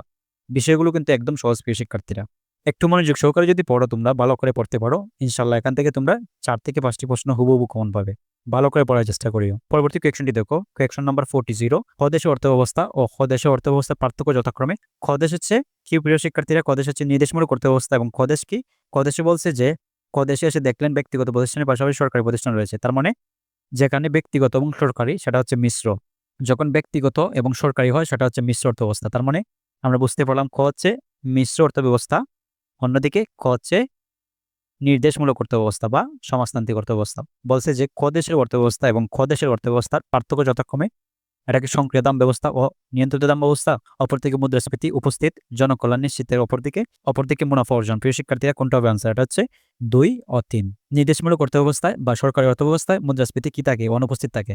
অন্যদিকে মিশ্র অর্থব্যবস্থায় কিন্তু মুদ্রাস্ফীতি উপস্থিত থাকে। মিশ্র অর্থব্যবস্থার যে ব্যক্তি মালিকানা এবং সরকারি মালিকানার মধ্যে ব্যক্তি মালিকানা কি থাকে? মুদ্রাস্ফীতি উপস্থিত থাকে। জনকল্যাণ নিশ্চিত, অর্থাৎ খ নম্বরের যে দেশটা, এটা কি করে? এটা হচ্ছে সমাজতান্ত্রিক অর্থব্যবস্থা এবং এটি জনকল্যাণ নিশ্চিত করে। অপরদিকে মিশ্র অর্থব্যবস্থা কিন্তু মুনাফা অর্জন করে। মিশ্র অর্থব্যবস্থার মধ্যে যে ব্যক্তিগত রয়েছে ব্যক্তি মালিকানায়, এগুলা মুনাফা অর্জন করে। আশা করছি তোমরা বুঝতে পেরেছো। পরবর্তী কোয়েশ্চনটি দেখো, একটা উদ্দীপক দেওয়া রয়েছে, বলছে যে 41 ও 42 নং প্রশ্নের উত্তর দাও। শামীম সাহেব একজন কলেজ শিক্ষক। বিয়ের সময় তিনি জমানো টাকা দিয়ে সোনার গয়না ক্রয় করে তার স্ত্রীকে উপহার দেন। পরবর্তীতে তিনি গহনার জন্য পবিত্র ঈদে গরিবের মধ্যে নির্দিষ্ট হারে অর্থ দান করেন বা অর্থ বিতরণ করেন। প্রিয় শিক্ষার্থীরা, গরিবদের মধ্যে অর্থ বিতরণ, তার মানে এটা হচ্ছে জাকাত। বলছে যে শামীম সাহেবের অর্থ বিতরণ কোন ধারণার সাথে সম্পর্কিত? এটা কি জাকাত আদায়? প্রিয় শিক্ষার্থীরা, আমরা বুঝতে পারতেছি এটা হচ্ছে জাকাত আদায়। তাহলে এটা আনসার হচ্ছে জাকাত আদায়। পরবর্তী কোয়েশ্চনে বলছে যে শামীম সাহেবের টাকা জমানোর বিষয়টা অর্থনীতির কোন শাখায় আলোচিত হয়? এটা কি সামষ্টিক অর্থনীতি, ব্যষ্টিক অর্থনীতি, বিশেষ অর্থনীতি নাকি সাধারণ অর্থনীতি? তো শামীম সাহেবের টাকা জমানো উনি কি করেছিলেন? দেখো তো প্রিয় শিক্ষার্থীরা, বিয়ের সময় কিছু টাকা জমিয়েছিলেন। টাকা জমানোর বিষয়টা কি বলতো প্রিয় শিক্ষার্থীরা? টাকা জমানোর বিষয়টা হচ্ছে সঞ্চয়, এবং সঞ্চয় হচ্ছে সামষ্টিক অর্থনীতির বিষয়। সঞ্চয় কি? সঞ্চয় হচ্ছে সামষ্টিক অর্থনীতির বিষয়, অর্থাৎ এটা হচ্ছে সামষ্টিক অর্থনীতির বিষয়। আশা করছি তোমরা বুঝতে পেরেছো। পরবর্তী কোয়েশ্চনটি দেখো, কোয়েশ্চন নম্বর 43। কোয়েশ্চনে বলা হয়েছে যে অর্থনীতিতে মাইক্রো অ্যান্ড ম্যাক্রো শব্দ দুটি কে সর্বপ্রথম ব্যবহার করেন? প্রিয় শিক্ষার্থীরা, এই বিষয়টা সর্বপ্রথম ব্যবহার করেন রাগনার ফিশার। তিনি অর্থনীতিকে ম্যাক্রো এবং মাইক্রোয়ে কি করেন? ভাগ করেন। মাইক্রো শব্দের অর্থ হচ্ছে ব্যষ্টিক অর্থনীতি এবং ম্যাক্রো হচ্ছে সামষ্টিক অর্থনীতি। সামষ্টিক অর্থনীতিতে বৃহৎ বিষয় নিয়ে আলোচনা করা এবং ব্যষ্টিক অর্থনীতিতে ক্ষুদ্র ক্ষুদ্র বিষয় নিয়ে আলোচনা করা হয়। 44 নম্বর কোয়েশ্চন দেখো, 4 ধরনের অর্থনৈতিক ব্যবস্থায় নিচের কোন বিষয়ে সাদৃশ্য দেখা যায়? সম্পদের খাম্য ব্যবহার দেখা যায়। এই প্রশ্নটা রিপিট হয়ে গেছে। পরবর্তী কোয়েশ্চনটি দেখো, 45 নম্বর কোয়েশ্চন, ধনতান্ত্রিক অর্থব্যবস্থায় প্রচলন ঘটে কোথায়? অর্থাৎ ধনতান্ত্রিক যে অর্থব্যবস্থা, এটার প্রচলন বা সূচনা হয় কোথায়? প্রিয় শিক্ষার্থীরা, এটার আনসার হচ্ছে ইউরোপে। মনে রাখবে তোমরা, ধনতান্ত্রিক অর্থব্যবস্থা বিষয়টা সূচনা হয় ইউরোপে। 46 নম্বর কোয়েশ্চন দেখো, নির্দেশমূলক অর্থনীতিতে উৎপাদন প্রক্রিয়া কে নিয়ন্ত্রণ করে? নির্দেশমূলক অর্থব্যবস্থা বলতে আমরা বুঝি সমাজতান্ত্রিক অর্থব্যবস্থা বা সরকারি বা রাষ্ট্রীয় অর্থব্যবস্থা। তার মানে আমরা বুঝতে পারলাম এখানে কিন্তু সরকার প্রধান। তাহলে আনসার হচ্ছে রাষ্ট্রীয়। পরবর্তী কোয়েশ্চনটি দেখো, কোয়েশ্চন নম্বর 47। কোন দেশকে মিশ্র অর্থব্যবস্থার সূতিকার বলা হয়? মিশ্র অর্থব্যবস্থা কি প্রিয় শিক্ষার্থীরা? যে অর্থব্যবস্থায় কিছু ব্যক্তি মালিকানা এবং কিছু রাষ্ট্র মালিকানা থাকবে, সেটা হচ্ছে মিশ্র অর্থব্যবস্থা। তো কোন দেশে মিশ্র অর্থব্যবস্থার সূতিকার বলা হয়? এটার আনসার হচ্ছে ইংল্যান্ড। ইংল্যান্ডকে মিশ্র অর্থব্যবস্থার সূতিকার বলা হয়। পরবর্তী কোয়েশ্চনটি দেখো, পরবর্তী কোয়েশ্চনে বলা হয়েছে যে সামষ্টিক অর্থনীতির জনককে? প্রিয় শিক্ষার্থীরা, সামষ্টিক অর্থনীতির জনক হচ্ছে অ্যাডাম স্মিথ। মনে রাখবে, সামষ্টিক অর্থনীতির জনক হচ্ছে অ্যাডাম স্মিথ। অ্যাডাম স্মিথকে সামষ্টিক অর্থনীতির জনকও বলা হয়। ওনাকে অর্থনীতির জনকও বলা হয়, আবার সামষ্টিক অর্থনীতির জনকও বলা হয়। প্রিয় শিক্ষার্থীরা, যদি বলে অর্থনীতির জনককে তাহলে হবে অ্যাডাম স্মিথ, আর যদি বলে আধুনিক অর্থনীতির জনককে তখন তোমরা কি লিখবে বলো তো? তখন তোমরা লিখবে স্যামুয়েলসন। পরবর্তী কোয়েশ্চনটি দেখো, একটি উদ্দীপক দেওয়া রয়েছে। প্রশ্নে বলছে যে 100 মণ পাটের সুযোগ ব্যয় কত মণ? প্রিয় শিক্ষার্থীরা, এই জায়গায় দেওয়া রয়েছে পাট, এই জায়গায় হচ্ছে ধান। বলছে এই যে 100 মণ পাটের সুযোগ ব্যয় কত? প্রিয় শিক্ষার্থীরা, সুযোগ ব্যয় বলতে কি বোঝায়? একটি দ্রব্য উৎপাদন করতে যতটুকু অংশ ছেড়ে দেওয়া হয়, সেই ছেড়ে দেওয়া অংশ সুযোগ ব্যয়। দেখো প্রিয় শিক্ষার্থীরা, আমরা যদি 100 মণ পাট উৎপাদন করি, তাহলে কিন্তু আমাদেরকে 100 মণ ধানের উৎপাদন ছেড়ে দিতে হবে। তাহলে আমরা বুঝতে পারলাম যে 100 মণ পাট উৎপাদনে সুযোগ ব্যয় হচ্ছে 100 মণ, ধানের 100 মণ। তাহলে এটা সুযোগ ব্যয় হচ্ছে 100 মণ। আনসার হচ্ছে 100 মণ। আশা করছি তোমরা বুঝতে পেরেছো। প্রদত্ত চিত্রে ও অর্জনযোগ্য অঞ্চল বা অর্জনযোগ্য বিন্দু কোনটি? প্রিয় শিক্ষার্থীরা, তোমরা মনে রাখবে, অর্জনযোগ্য অঞ্চল বা অর্জনযোগ্য বিন্দু বলতে বাইরের বিন্দুকে বোঝায়। দেখো এই জায়গায় এফ কিন্তু বাইরের বিন্দু। কি প্রিয় শিক্ষার্থীরা, ভালো করে দেখার চেষ্টা করো, এই জায়গায় এফ কিন্তু বাইরের বিন্দু। যেহেতু এফ বাইরের বিন্দু, তাই এটা হচ্ছে অর্জনযোগ্য অঞ্চল। তাহলে আমরা কি বলবো? তাহলে আমরা লিখবো যে প্রদত্ত চিত্রে অর্জনযোগ্য অঞ্চল হচ্ছে এফ, এফ বিন্দু। পরবর্তী কোয়েশ্চনটি দেখো, 51 নম্বর কোয়েশ্চন, কেন্দ্রীয় পরিকল্পনা কোন অর্থব্যবস্থার বৈশিষ্ট্য? কি বলছে যে কেন্দ্রীয় পরিকল্পনা, মোস্ট ইম্পর্টেন্ট একটি কোয়েশ্চন। কেন্দ্রীয় পরিকল্পনা কোন অর্থনৈতিক ব্যবস্থার বৈশিষ্ট্য? নির্দেশমূলক অর্থনৈতিক ব্যবস্থার বৈশিষ্ট্য। নির্দেশমূলক অর্থনৈতিক ব্যবস্থা কি? সরকারি অর্থব্যবস্থা বা সমাজতান্ত্রিক অর্থব্যবস্থা, যেখানে সরকার প্রধান বা রাষ্ট্রপ্রধান।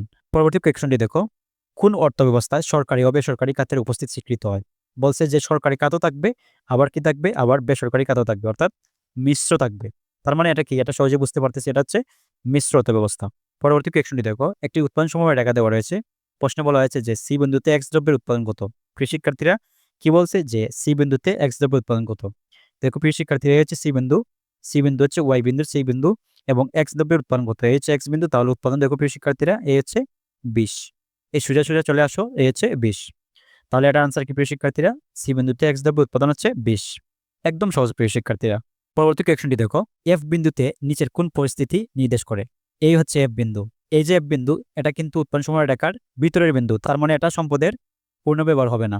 প্রিয় শিক্ষার্থীরা, এটা কিন্তু সম্পদের পূর্ণ নিয়োগ বা পূর্ণ ব্যবহার হবে না। তাহলে আমরা কি লিখতে পারি এটা? তাহলে আমরা লিখতে পারি যে সম্পদের অদক্ষ ব্যবহার ও বেকারত্ব। প্রিয় শিক্ষার্থীরা, উৎপাদন সম্ভাবনা রেখার যে ভিতরের বিন্দু, এই জায়গায় কিন্তু উৎপাদন করলে সম্পদের অদক্ষ ব্যবহার হবে এবং বেকারত্বের সৃষ্টি হবে। আমি আশা করছি তোমরা বুঝতে পেরেছো। তো ভিডিওটি এই পর্যন্ত। আর হ্যাঁ প্রিয় শিক্ষার্থীরা, ভিডিওটি ভালো লাগলে আমার চ্যানেলটিকে সাবস্ক্রাইব করিও এবং কোথাও তুমি বুঝতে না পারলে আমাকে কমেন্ট করে জানিও। ধন্যবাদ সবাইকে। আসসালামু আলাইকুম রহমতুল্লাহ।